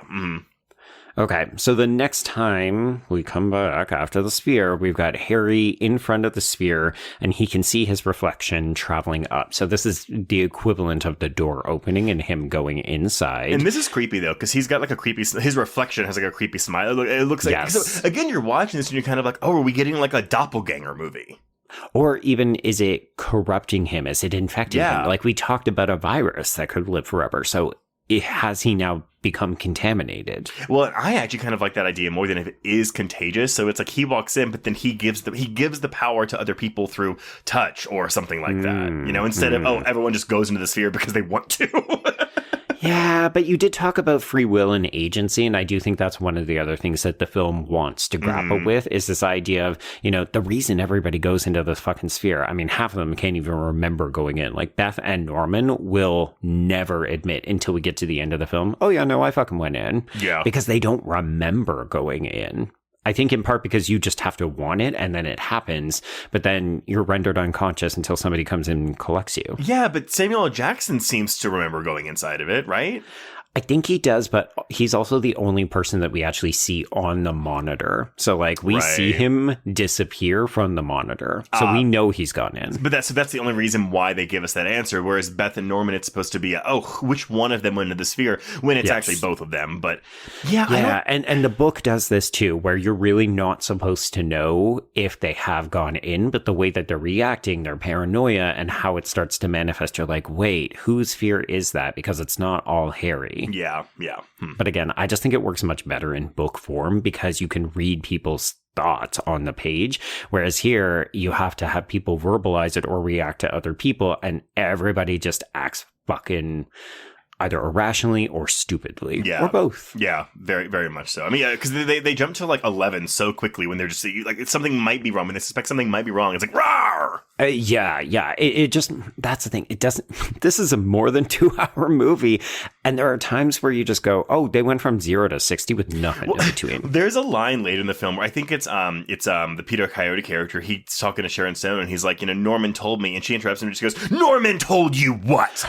And I was girl, what? Like, I get, you know, she's supposed to be like, oh, well, did he tell you about my suicide attempt? But like, we haven't like gotten there yet, and nothing about this conversation would like lead you to believe that that's what he's going. I mean, it is what he's going to say next, but like, her reaction is so abrupt and out of nowhere. It's just like, what are we doing? Or something like, we're running out of food. You know, we don't have enough oxygen. We're not thinking clearly. We have to monitor how we're reacting because we're going to jump to these conclusions. Like, I know that sounds very heavy-handed, but the way people react, it feels like it comes out of nowhere, and they don't feel like real characters as a result. Like, you need to give the audience more information about how everybody is just getting slowly cranked up. Yeah. Okay, so we were going to go to the surface because, Trace, we forgot to mention, it's a Michael Crichton novel. So, of course, there's a storm coming and the ship on the surface had to go away. We need to leave in the next 2 hours or we're going to be stuck here. Of fucking course we are. Deep Blue Sea takes this one. Yep. Well, and Jurassic Park. And Deep Blue Sea also takes Samuel L. Jackson. That is true. Oh my God, the trifecta. Yes.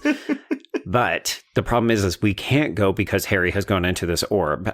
So even when we discover him under the orb, unconscious, so Norman is like, I'm just going to put on my suit and haul ass over there. And he finds Harry. He's unconscious. But by this point, Barnes has canceled. Like, no, I guess we're just going to be fucking stuck here while there's a typhoon on the surface. So we should note that before Norman leaves, like when he first finds Harry's body unconscious here, there's a moment where he sees his reflection in the sphere. This is when he goes in. We just don't know it. Oh, got it. Okay, that makes sense. So he goes into the sphere at almost the exact same time as Harry, and that's how we get the jellyfish. And I was going to say that makes sense because the next set piece is the jellyfish. Yeah. Although we never really see him. I think the other thing that the film doesn't do a great job of clarifying is that you can make things manifest even when you're not asleep. Because we always think that Harry only does it when he's sleeping, but that's not true. And the film never clarifies that you don't have to be asleep. Yeah, it seems like, because it seems like the most of what Harry does when he's sleeping is communicating as Jerry. Yeah. He's also responsible for the giant squid. Well, what? I had no idea. After all the shots of him reading 20,000 Leagues Under the Sea. Every fucking time. And there's one scene where it's like we have Barnes looking at the sonar and he's like, there's something coming. And we cut from that to Harry sleeping with his eyelids flickering. Oh, I was just like, come on. It's like if you didn't get it, I mean, and that's the thing. I think the movie does think we're kind of stupid in that regard. But at the same time, I remember the first time I saw this, I mean, I was a preteen. I didn't understand what the fuck this movie was about. Yeah, but what's interesting is that at other times it's actually very hands-off and it totally trusts us, maybe to a fault, to figure out what's going on. Because, like, Trace, did you ever put together who starts and stops the fire? No.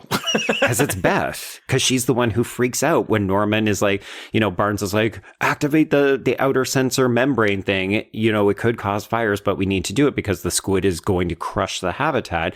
And Beth keeps yelling, no, Norman, don't do it. It'll start a fire. And then a fire fucking starts. Yeah. Because it's Beth, and then it goes out just as suddenly, and that's because she stops it. Yeah, I think that's another thing, too. Like, because there's something very Nightmare on Elm Street about this, right? Where it's like anything in your imagination can come to true. Life. And there are so many... I think that's what the missed opportunities for you, where it's like you have this infinite possibilities with what you can do with someone's id or subconscious about, what's in their imagination, what they bring to life. And, of course, it's always going to be something nightmarish because we're in a genre film. But, like... Mm-hmm.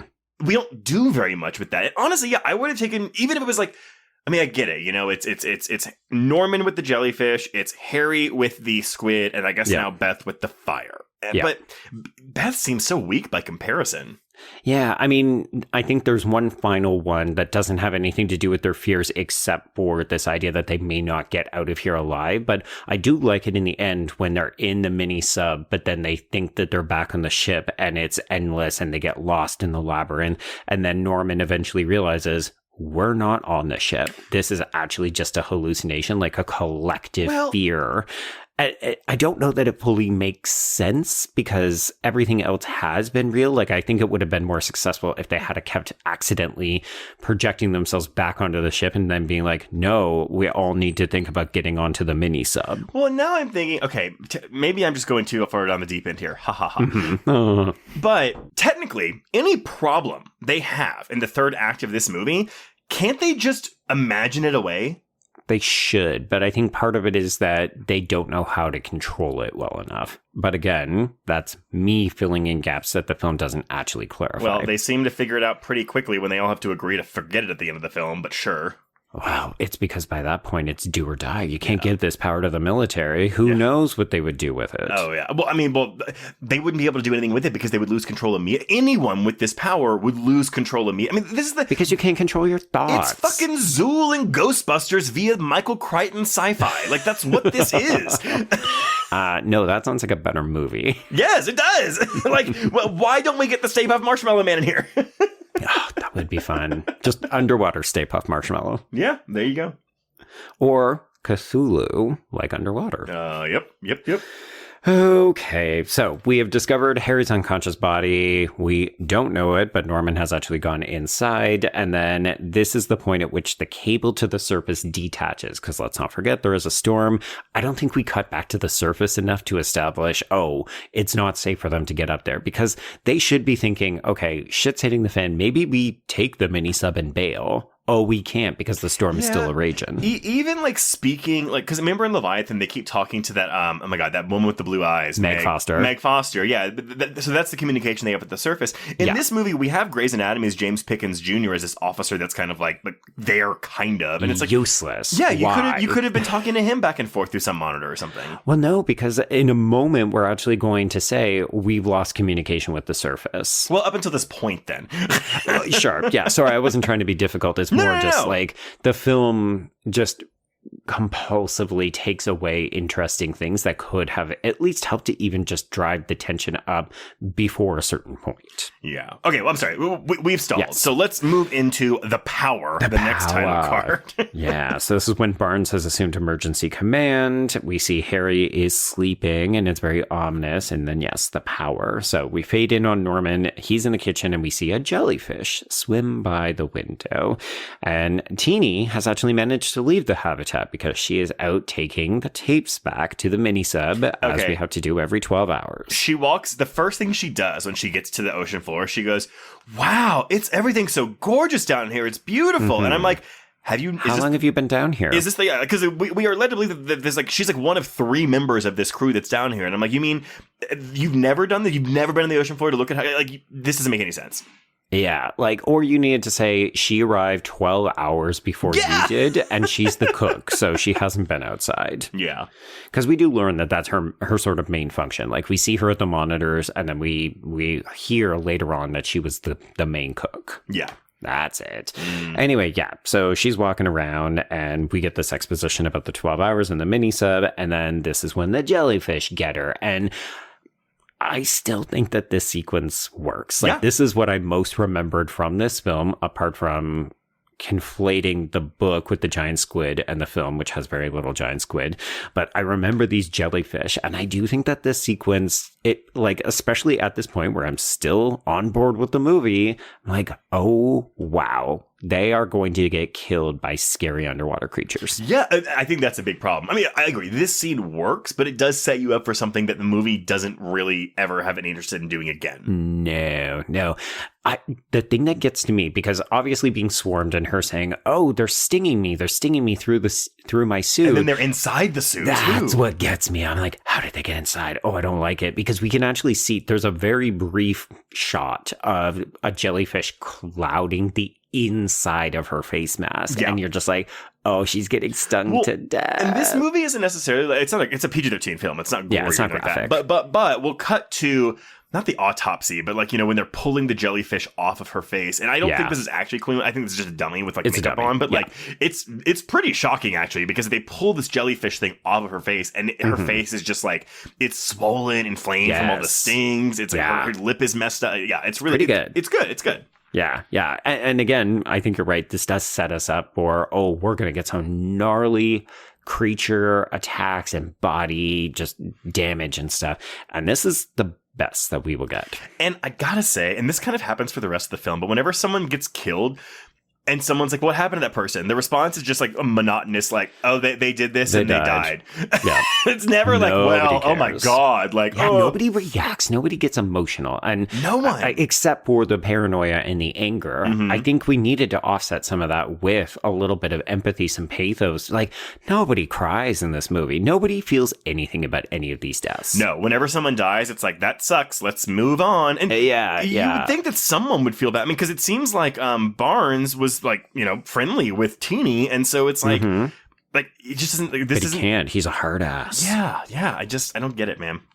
It's also just, it's not as interesting because they don't feel like human beings, and maybe that's because they're all scientists. So, you know, they're that step removed from their emotions. They're approaching everything scientifically or analytically, but like, we have Edmonds here as this other woman who is, just monitoring the comms occasionally.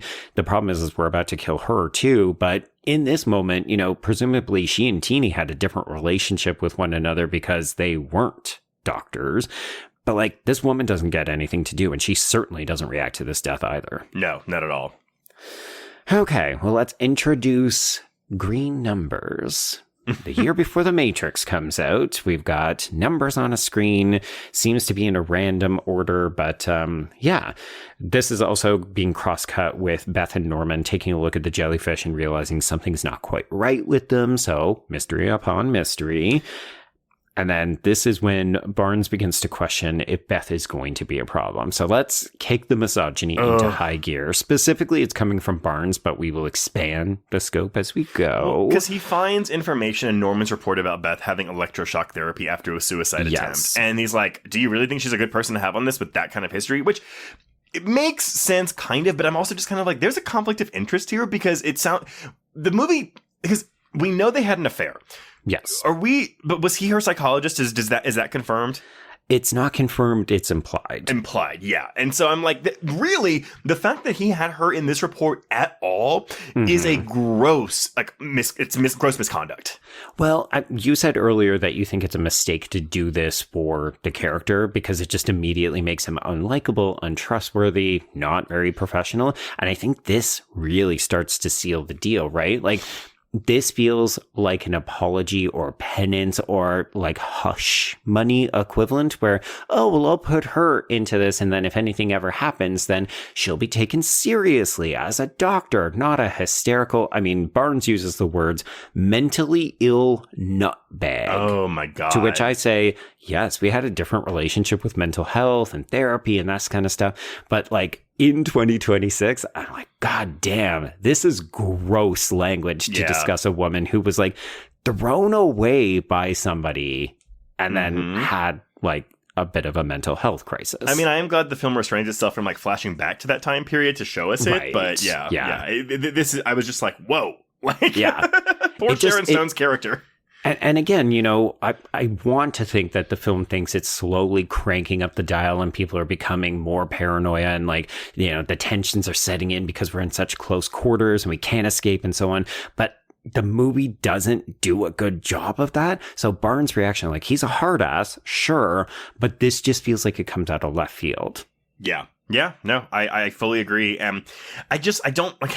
Because Hoffman says in that commentary, we didn't want to spell all this out for the audience. Both Barry and I wanted to have it like where it was clues where you could pick up on things, but we didn't want it to be the focus of everything. And I'm kind of like, I guess I get that, but at the same time, this is a pretty big deal, and I feel like you should be like devoting more time to this. That to me is the 1998 of it. Like, I do think we treated, especially mental health, like this pretty commonly. Just, we got no time or patience for it. And also, you can't possibly have had any mental health crises or illnesses and be a doctor. Like, you just simply cannot. And a lady? Oh my, like, no, 3 strikes and you're out. Yep. Okay, so this is the point where Harry wakes up, and then we immediately recreate the alien kitchen sequence, minus a xenomorph. Like, I was just kind of aghast at this. I wrote in my notes. It's so blatant. Because he wakes up, and I'm just like, even though he's kind of coughing a little bit, and he's like, oh man, I wrote, this is very alien-y with Harry's awakeness. Forgive my bad notes. And then literally, in all caps, I put, and then we cut to a dinner scene. Yeah. And like he has a flip out while he's eating, and it's not, something comes out of him, but he does have this oversized reaction at a piece of calamari because he's deathly afraid of squid. And you're like, okay, that like the parallels are just too strong. I also think it's really funny that he has a deathly fear of squid, so much so that he can't even eat calamari. Like, it's not that he doesn't like the taste of it. He's so afraid of squid that he can't eat it. Yes. And we will come to learn that this all stems from page 87, the giant squid attack from 20,000 Leagues Under the Sea, which, of course, this entire story is very much indebted to. And again, I actually think that this works pretty well on the page. It is kind of compelling because you understand that these fears are not rational. Like, these are rational people. They're doctors, they're scientists. And yet this trauma, this residual fear from childhood of page 87 of the book has the capacity to quite literally kill everyone on this habitat. There's something so compelling about that. Yeah. And the film is just like, but what if we cut to entire, cupboards full of 20,000 Leagues Under the Sea that have all the text up to page 87, then they're just blank because Harry never finished the book. Yeah. There's a different, more like contained movie here where it's more of a character study, and we're really going into these people's fears because ultimately, yes, we're pulling this in their imagination, but it's not anything from their imagination. It's their worst fears from their imagination. And so there's another version of this movie where that's really the focus of what we're talking about here, and not this kind of bigger grand scheme of like, what is the spear going to do? What with this power and blah, blah, blah, blah, blah, blah.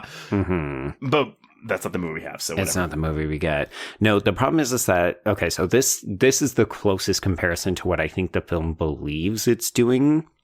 I think it thinks that it's doing Underwater the Thing.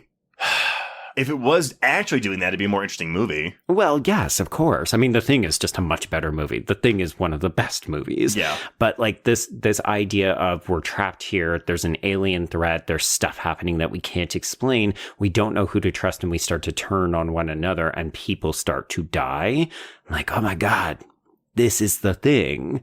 Only it ain't no fucking thing. Like, this isn't even the remake of The Thing. No, it's not. It's not. Because the tension's just not there. And I think, I was going to say, maybe by this point's when I start to turn on the film, but we haven't even introduced Jerry yet.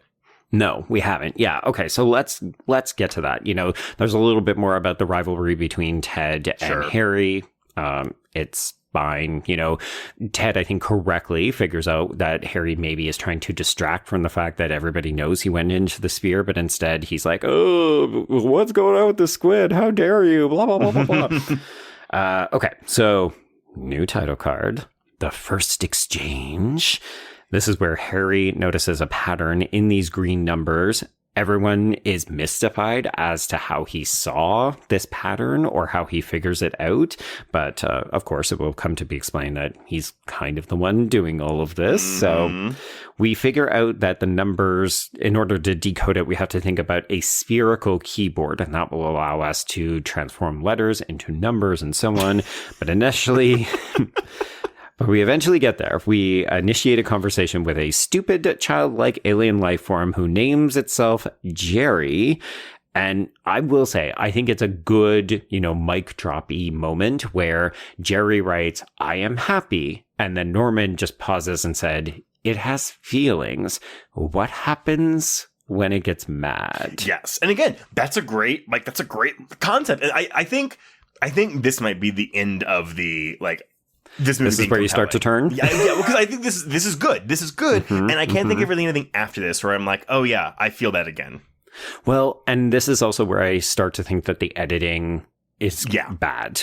Because we go from this, what happens if Jerry gets mad? Fade to black. We come in on a new title card. So this was maybe 3 minutes in between. Mm-hmm. This one is The Monster. And we can't raise Edmonds. We just suddenly realize, oh, there's a character who has been in this habitat, which is not big, and yet we have not seen this character in a while, and there's just a persistent thumping sound, Trace. And again, I will say this is very similar to how it unfolds in the book. We just hear the thumping and we realize no one has caught wind of Edmonds in a while. So what could that thumping be? And we go out and we explore and we find her body has been pulverized and it's just been left and no one quite knows what to make of it.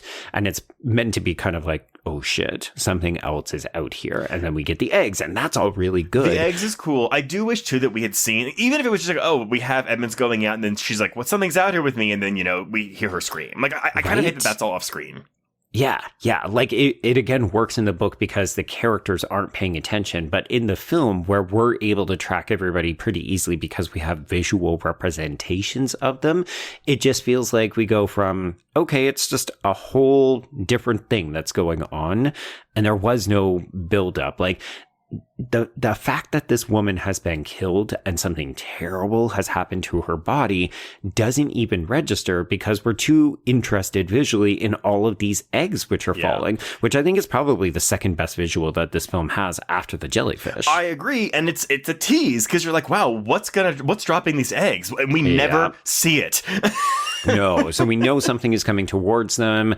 I do think that this is effective tension building because it's like, it's getting closer. It's getting closer. It is enormous. We can see it's very clearly the shape of a giant squid on this sonar.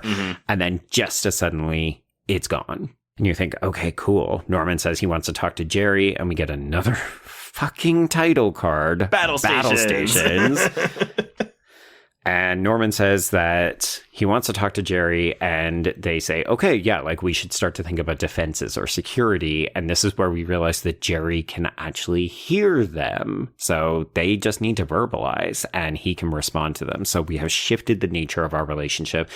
And even though I will say, yeah, this is where the film is starting to lose me, these developments are so intriguing. Like, oh shit, we have completely recontextualized how we interact with this thing. You can't protect any verbal discussion from this, but also it's petulant, it's impatient, it's like a child. It wants to talk right now. So now we're starting to get angry Jerry. When they ask for privacy, it does not respond well. And all of a sudden, the sonar goes off again. The giant squid is returning. This is when Barnes mentions, okay, we do have this electric current on the outside of the skin of the habitat that we can use, but it always causes fires. Thank you, Beth. Crazy nut job. Yeah, I will say I love the kind of zoom in or the extreme close up on the screen as Jerry declares, I am here. Yeah. But we also keep having cutaways of Harry sleeping. So it's like, there's no mystery here. It's very clearly Harry who is doing this while he is dreaming, which I just think it defangs this entire proceeding. It does. I also just think, I mean, I know that Jerry's a holdover from the book, but I think that the Jerry stuff isn't, like, it doesn't end satisfyingly for me. Like, I don't think this is, I mean, I think the introduction of it is good. And, like, again, this revelation of, like, oh, he can hear us. All this is really cool. But I just feel like it's one element too many for what this movie's trying to do. Okay. Yeah.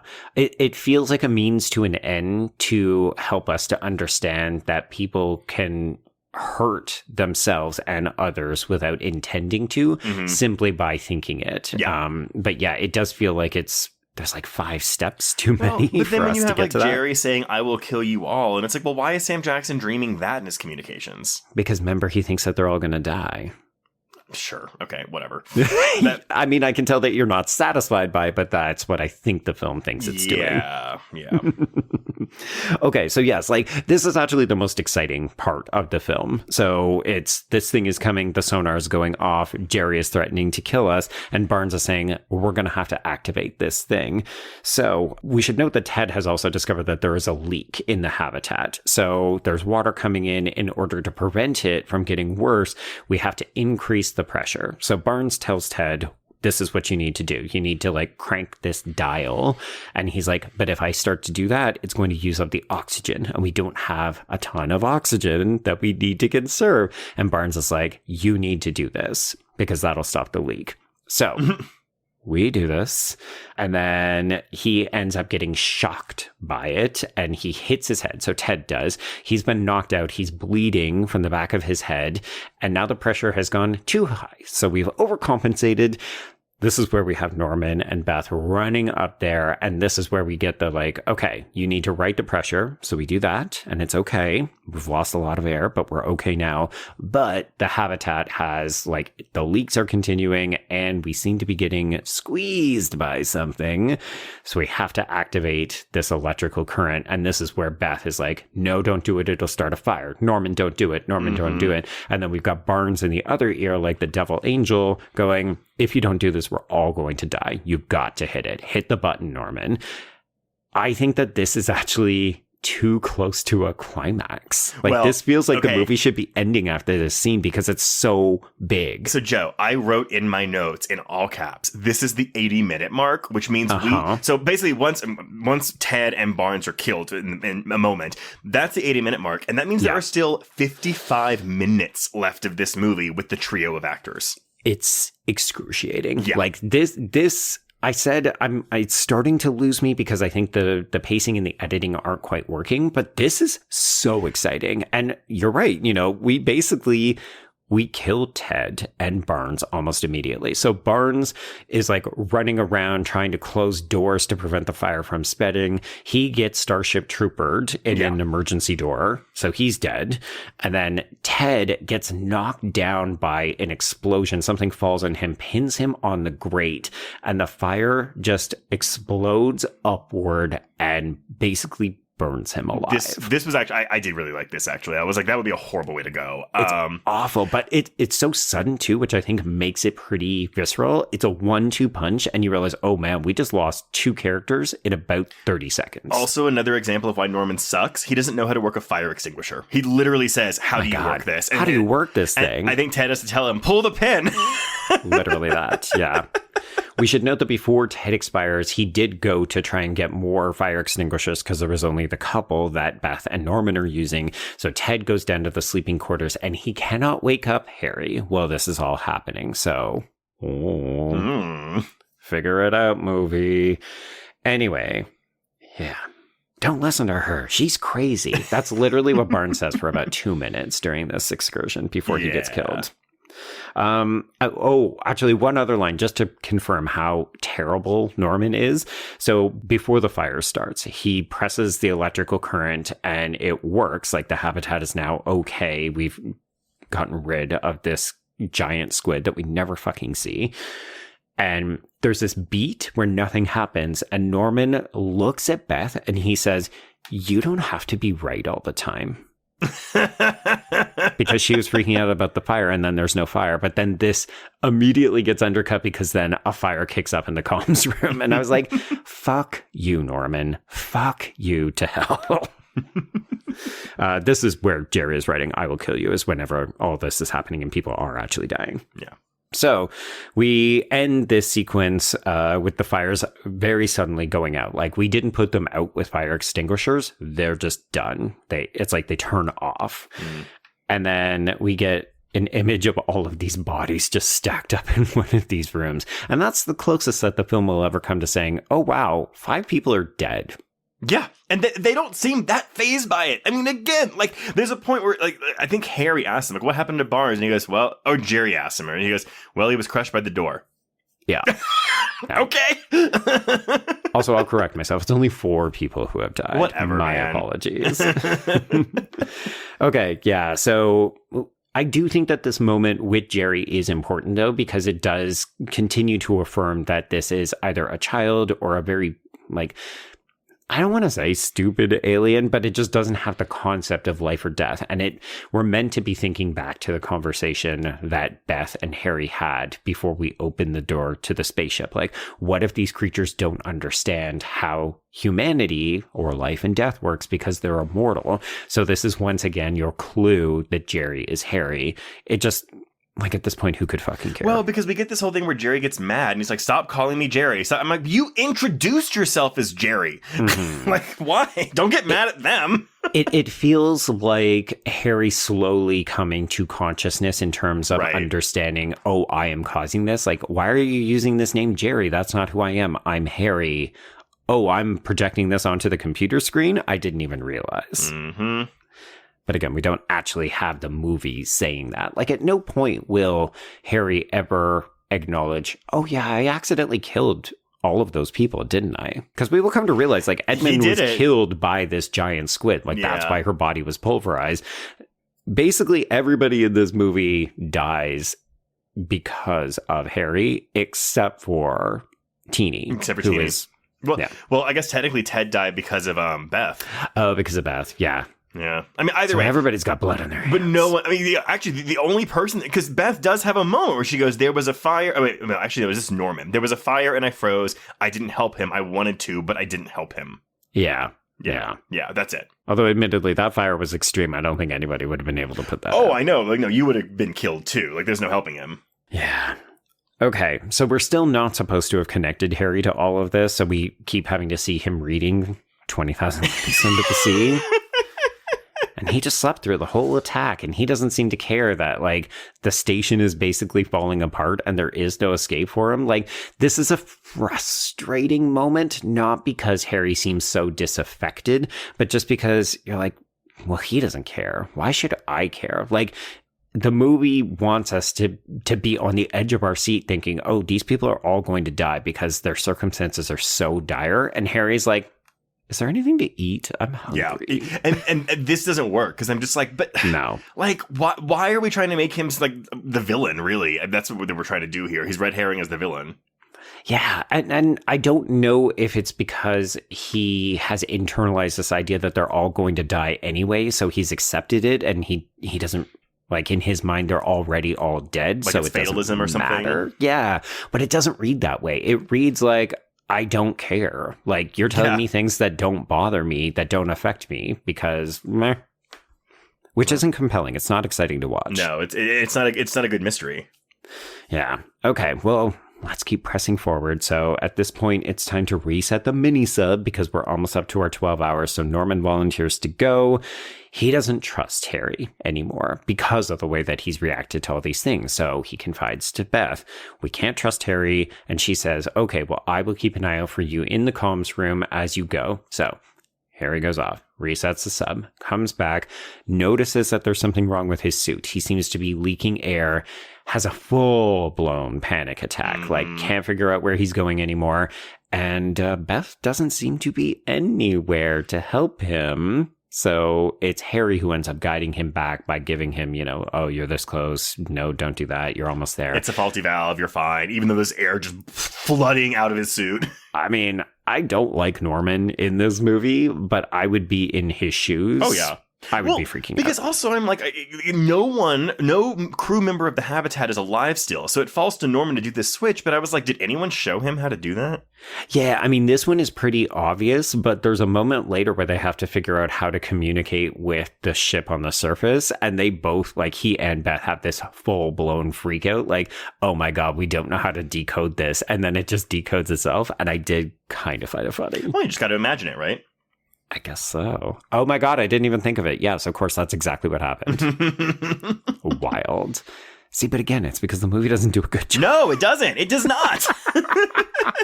Maybe we needed a sound effect when they used the power. I don't know. God. That probably would have been too stupid. A music cue. Yeah. Oh. What do you think of the sea snake thing? See, this just doesn't work for you. Because I kind of jumped. I think it looks cool. I think the jump scare works. But again, as soon as it jumps out at him, we have this profile shot of this thing. Like it's kind of like almost like tapping on his helmet with its face. But you can just, it just looks like someone's pulling it back with a string, like a puppet. Right. So, I mean, again, it's fine. I wish it kind of came to anything besides Eel jumps out and scares him and then swims away. But yeah, sure, it's fine. I think the other disappointing thing is that we will come to realize the jellyfish was him, but then this is also him. So he's just afraid of everything underwater. Like, I mean, thank God. Could we have planted something where he says, I'm just really not comfortable with the water or things that live in the water? Yeah, I mean, he's like the Chief Brody of the crew. Right, yes. Why did I come to this water town? Watertown, my God, what is this? Deep Blue Sea 2? Mm-hmm. No, 3? Three. Which we have a Patreon episode on, folks. Good movie. Better movie than this. Fun, yeah, well, yeah. Okay, so the reason that Beth was not responding to his desperate panicked responses is because she's actually been over on the spacecraft. And again, this doesn't work because she just keeps saying, I wasn't over there. I went because I was looking for food. And you're like, that doesn't make it any fucking sense. It makes no sense. Because also, if you look and you're like, oh my God, there's no food, are you not going to communicate to the other two people on your team? Y'all, we're out of food. What are we going to do? Now, where did all the food fucking go? It was here a moment ago. You're not going to go over to the 300-year-old spaceship. I mean, I guess because she saw the bag of peanuts over there earlier, she thinks maybe there's something in there. But like, even have her say, I thought I'd check for more peanuts. So something. shit. But either way, yeah. And okay, so we won't find this out right now, but we will find this out in the next chapter title of this movie. Beth intentionally left Norman alone when he was having his panic attack because she just wanted him to be scared because she's petty after how he treated her 15 years ago, which led to her suicide attempt. So this is even worse for her, I feel like. It definitely makes her look not good, but I don't know. Part of me was like, I don't know. You're a bit of a woman scorned. He's been treating you very badly. I know, but in this type of scenario, it's like I just wanted you to be scared, so I left you. I didn't even look at that monitor. Like, no. At this point in the game, no, we can't be doing that.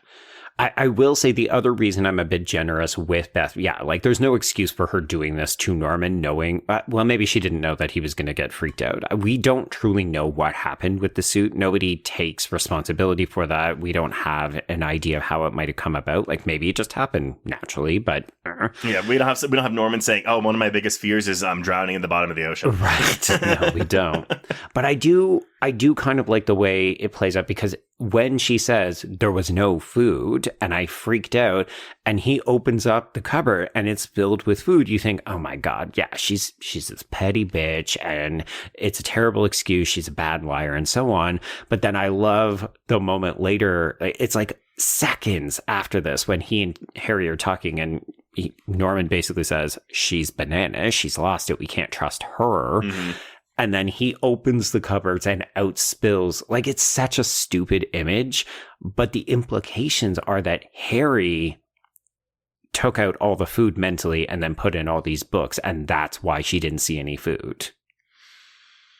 I mean, so I am blaming Harry for partially contributing to Beth's weird reaction.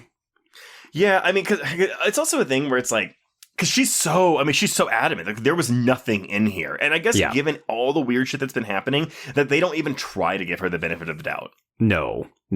And it, I mean, again, we're supposed to believe that they're all becoming increasingly paranoid. They can't trust each other. It's the thing. But it's so weird that just moments before Norman was like, well, we can't trust Harry. And then he has this incident and he blames Beth. So he goes to Harry and he says, well, we can't trust Beth. Yeah, all because Harry helped him when he was having his panic attack. So it was like, oh, you're fine now. Yeah, I guess you're definitely not responsible for that giant squid. Yeah. Okay, so the movie also does not help Beth because, you know, everybody sort of goes their own separate ways so we can take a bit of a breather from each other. And what we see Beth doing is taking pills.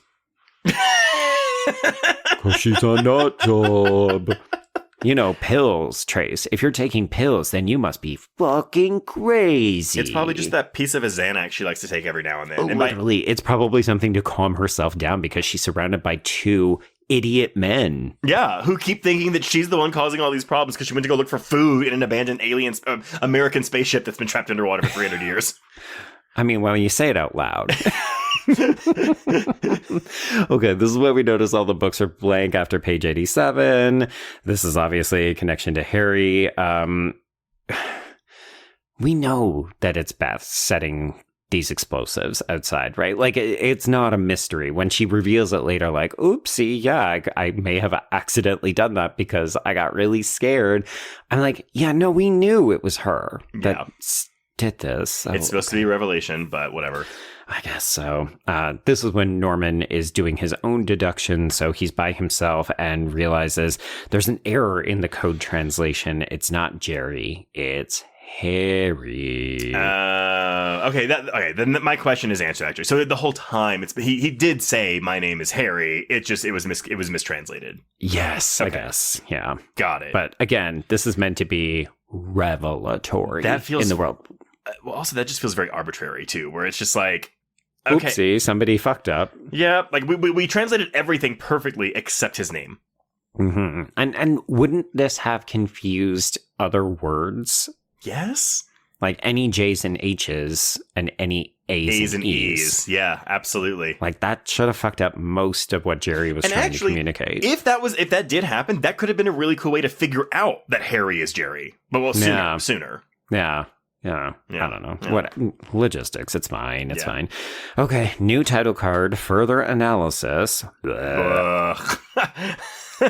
So, because now Norman doesn't trust Harry because he's figured out that this fucking sentient alien is actually Samuel L. Jackson, he goes back to Beth. Hey, look at page 87. There's no text after this.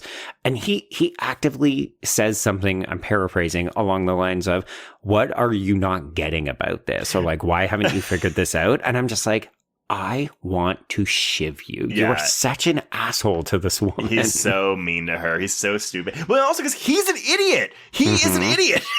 Well, he has not realized that he himself has actually been inside the sphere. So he's I mean, this is main protagonist syndrome where he's like, I'm the hero of my own story. And the problem is that he is the hero of Sphere as well. And I'm just like, no, dude, you're no better than Beth or Harry, who are presented very badly in this film. Yeah. Maybe that's the takeaway. Maybe we're not supposed to like Norman. And that's fine. He's also just grossly incompetent. So it's like, okay, I don't like him, but it's also like, why is he here? What business does he have being here? Oh, he's a psychologist.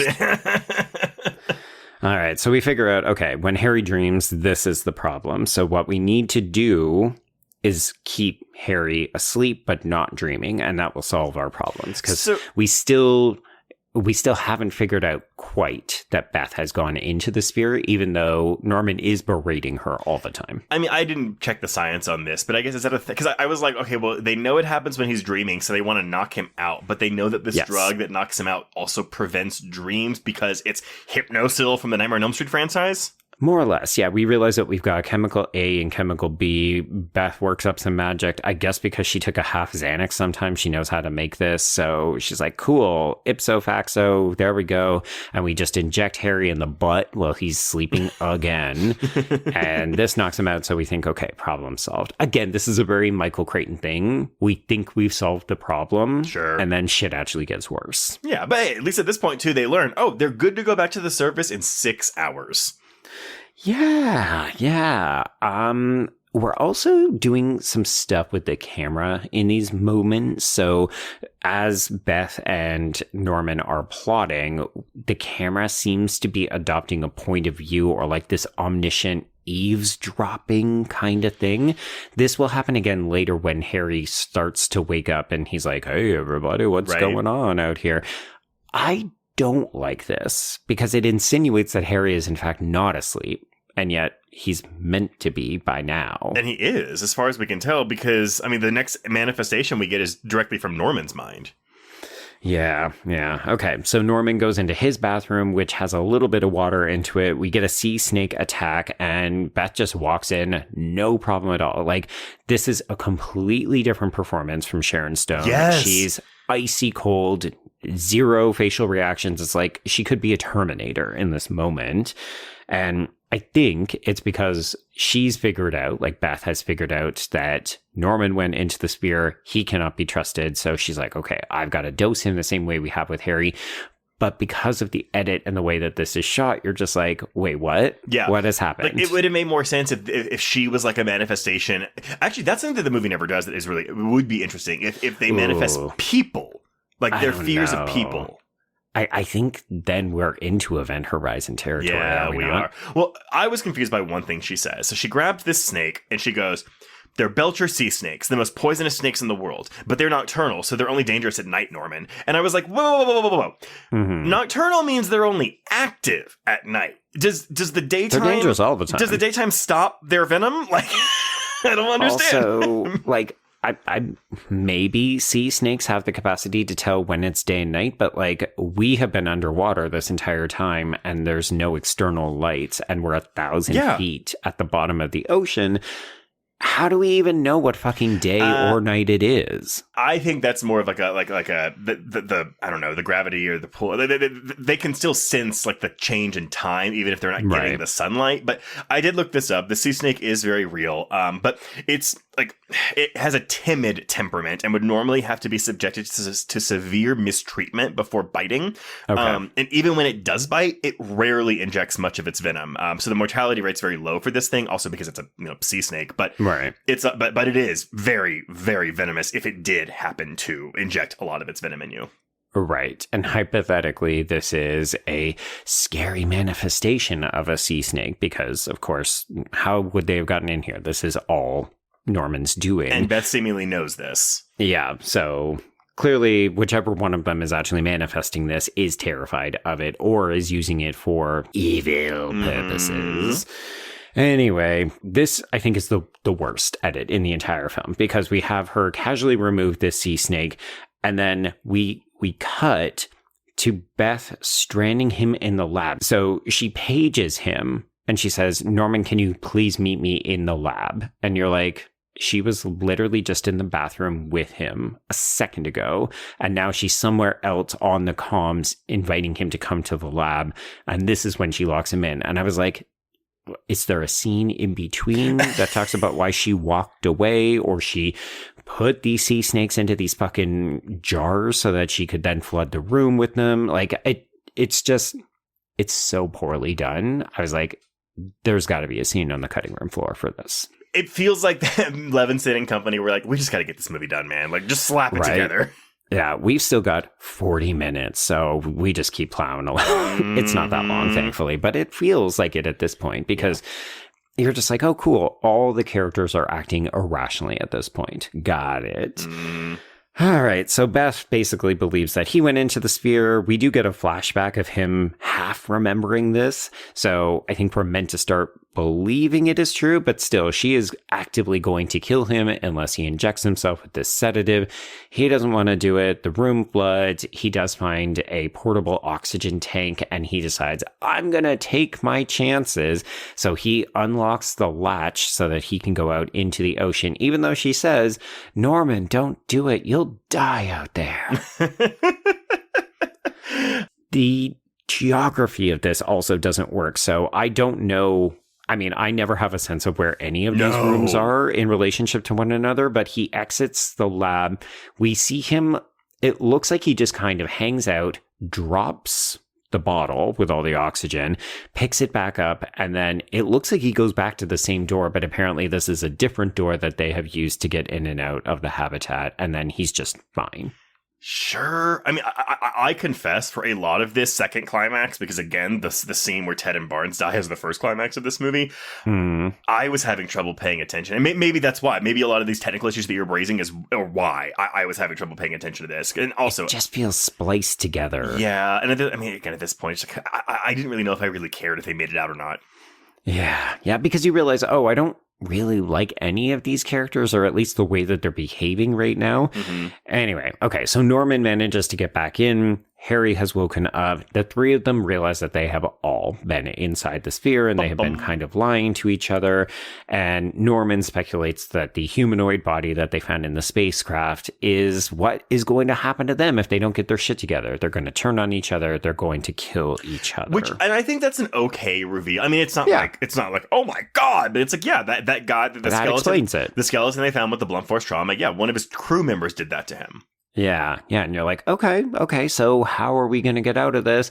Computer alert. Well, the explosives are going off in 10 minutes. We're at the climax. Let's get the fuck out of here. Yeah, I think I'm just going back to it because I'm just like, the concept of, let's go look at the mission that went awry, done better in Sunshine.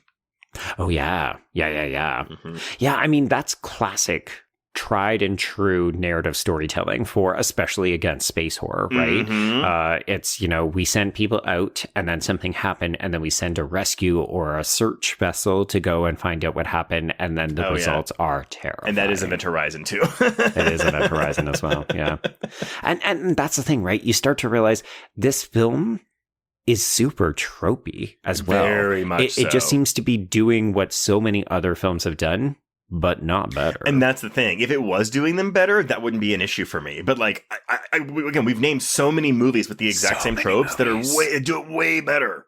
Yeah, it's a problem. Okay, so let's get into this climax. So we've got 10 minutes. We need to make our escape because we realize that, there's no attempt to deactivate the explosives, which I found a little bit funny because, like, if we're doing Alien, which is what this is, Sigourney Weaver spends a bunch of time trying to deactivate those motherfuckers. And here we're just like, oh, this is all going to go. So we should get to the mini-sub.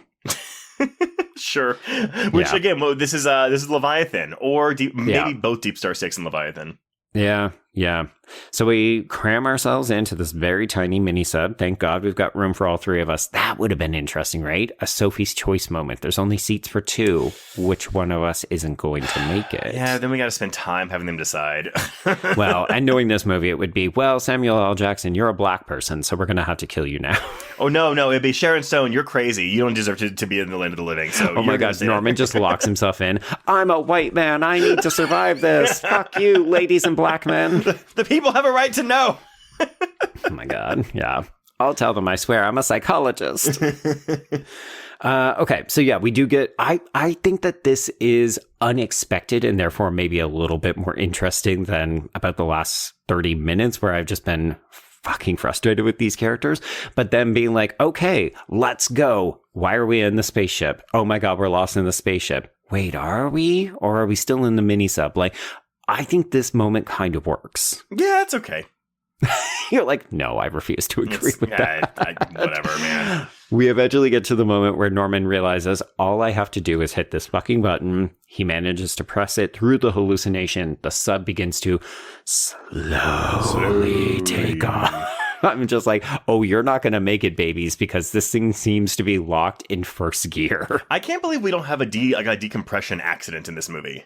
Well, okay, so I mentioned at the beginning, these are all the checkoffs items that are going to go wrong. And the last one is decompression. Like, you will burst if you don't decompress on the way up because you're 1,000 feet below. And this sub is just like, doo, doo, doo, doo, doo. Like, sure, it gets rocked in the explosion. And then we cut to the surface where the typhoon has passed, thank God. Yeah, the ship is conveniently back. And the sub just, pops up to the surface, and then we cut and they're on the ship, and sure, they're in a decompression room where they spend 3 days, but part of me was like, I don't think you can get out of that sub. Like, they needed to be in the sub for 3 days. Well, I think, again, the ending of this movie is such a whimper, too, because it's like, okay, they get up, they're quarantined for 3 days, and then the final scene is just this, like, kind of kumbaya conversation that they have.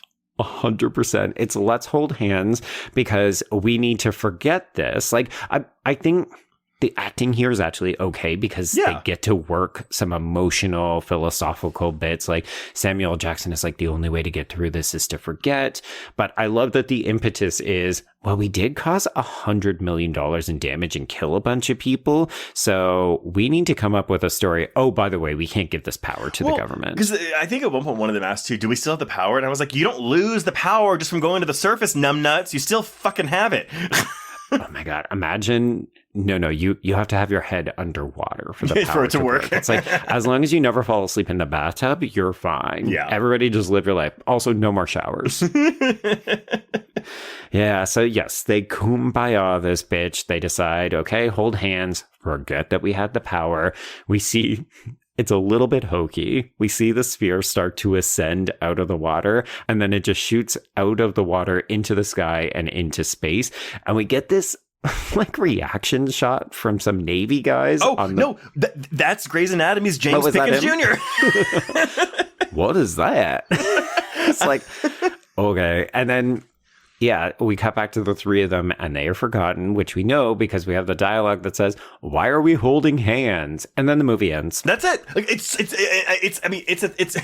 like a double-edged sword because I'm sorry. That's right. We don't want it to be longer, but also I didn't need it to be this abrupt. Yeah. Like, I'm happy the movie's over, but I'm also like, what was that? Like, this is such a bleh ending. It's truly, it is not great. And yeah, I mean, I do think we kind of figured out there was about 1 or 2 points where the movie wobbled and it maybe could have gotten itself back on track. But just this entire last act, like as soon as we kill Ted and Barnes, and we're just stuck with these three insufferable characters. You say last act, it's the last 55 minutes. Oh my God, it's so much. Yeah, it's baffling because there are points where I think the pacing is actually quite good and the set pieces can be quite good. And we know these actors can deliver good performances. And this movie just really falls apart in this back half. Yeah, it really does. And it's a thing where it's not even so bad that I would recommend it. It's just kind of like, it's just bad. It's just kind of boring. Yeah, that's the thing. It's not interesting enough. It's not weird enough. It's not scary enough. It's not stupid enough. Like, no. It's just there. It's just 2.5. Yep, right there in the middle. Exactly that. So, I mean, I'm glad to have revisited this to have formed like an adult opinion, informed opinion on this movie. Yeah. But I'll never watch this again.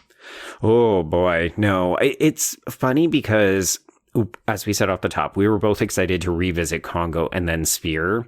Mm-hmm. And I almost wonder if this wouldn't have been so bad if we had watched it first and then Congo. But coming on the heels of Congo, I was like, no, if you're going to make a very silly, not great adaptation of a Michael Crichton novel, Congo was the way to do it. And it's because Congo is framed as an adventure film. It's a jungle adventure film. There's no sense of wonder to anything in this movie, which is weird given what we're talking about. I think it's because this movie is up its own ass, right? Yeah. And again, I will say it's very faithful to the book in that regard, but at least you're in the mix because you're hearing people's thoughts. Like it's Norman, admittedly. Right. You don't really get to get Harry or Beth's perspectives, but the paranoia feels that much more real. It feels legitimately tense because you don't know who you can trust, maybe even yourself. And the film just cannot capture that. So it doesn't have the sense of wonder. It doesn't have the exciting, weird set pieces that we would maybe hope for. And then we're just stuck with these kind of maudlin scientists. But yeah, that is Sphere, everyone. I don't think we have trashed a movie this hard in a while. Not in the maid feed for sure. But yeah, Well, it's yes. That's it. So anyway, I'm going to get us out of here, Joe. So Okay, do it. Before we Chase announce, is like, I got shit to do. I'm out of here. I'm out. But before we announce what we're covering next week, which should be a better movie, albeit one that neither one of us have seen. Yes. If you want to get in touch with us, you can reach us on Blue Sky and Instagram at HorrorQueers. Shoot us an email at horrorqueers@gmail.com. Find us on Letterboxd to keep track of all the films we've covered. If you want to chat with other listeners, please join our Horror Queers Discord. If you have a moment, please rate and review us on Apple Podcasts or Spotify. And if you want more content, including ad-free main feed episodes, which is a new addition to our Patreon feed. Ooh, you asked for it, we're going to give it to you. Yeah, if you're tired of hearing the same old ads, join the Patreon. You get all that content, and you won't have to listen to ads anymore. Absolutely. But please, support the show by becoming a patron at patreon.com/horrorqueers. If you subscribe today, you'll get 452 hours of Patreon content, including this month's new episodes on Whistle, the aforementioned Strangers Chapter 3, Sam Raimi's Send Help, a new audio commentary on 10 Cloverfield Lane for its 10th anniversary, and the start of our coverage of Mike Flanagan's The Haunting of Hill House on our requel tier. Yeah, it's back, baby. We're doing deep dives episode by episode. Spoiler alert, good show is still good. It still holds up. Yeah, I believe as of this recording, we are 4 of 10 episodes in, and it is really good, really good. Yeah. You can't listen to those 4 episodes yet, but we have recorded those 4 episodes. Yes. Joe. Yes. What are we talking about next week? What is this mystery film that we haven't seen? Okay, yeah. So it's a double blind, which is very exciting, but also a little bit scary. It's kind of funny because I feel like, one of the themes that we identified from last year in the Hereditaries was that there were a lot of twin movies, and I think that's what we're dealing with. So I'm hoping for batshit bananas fun because we're going to double our Drew Barrymore pleasure in Doppelganger. A film that, truthfully, I hadn't really heard of, but then my husband brought it up randomly last year and talked about how much he loved it. So I was like, okay, we'll see. Yes, every single time I have heard this raised in conversation, people are like, that fucking movie, which... I love that fucking movie. I know. I have no idea what to expect, and I'm going to try to keep my expectations in check, but yeah, I'm excited for this. Me too. Yeah. All right, everyone. Well, on that note, we can cross out Sphere. Indeed. And cross out Horror Queers.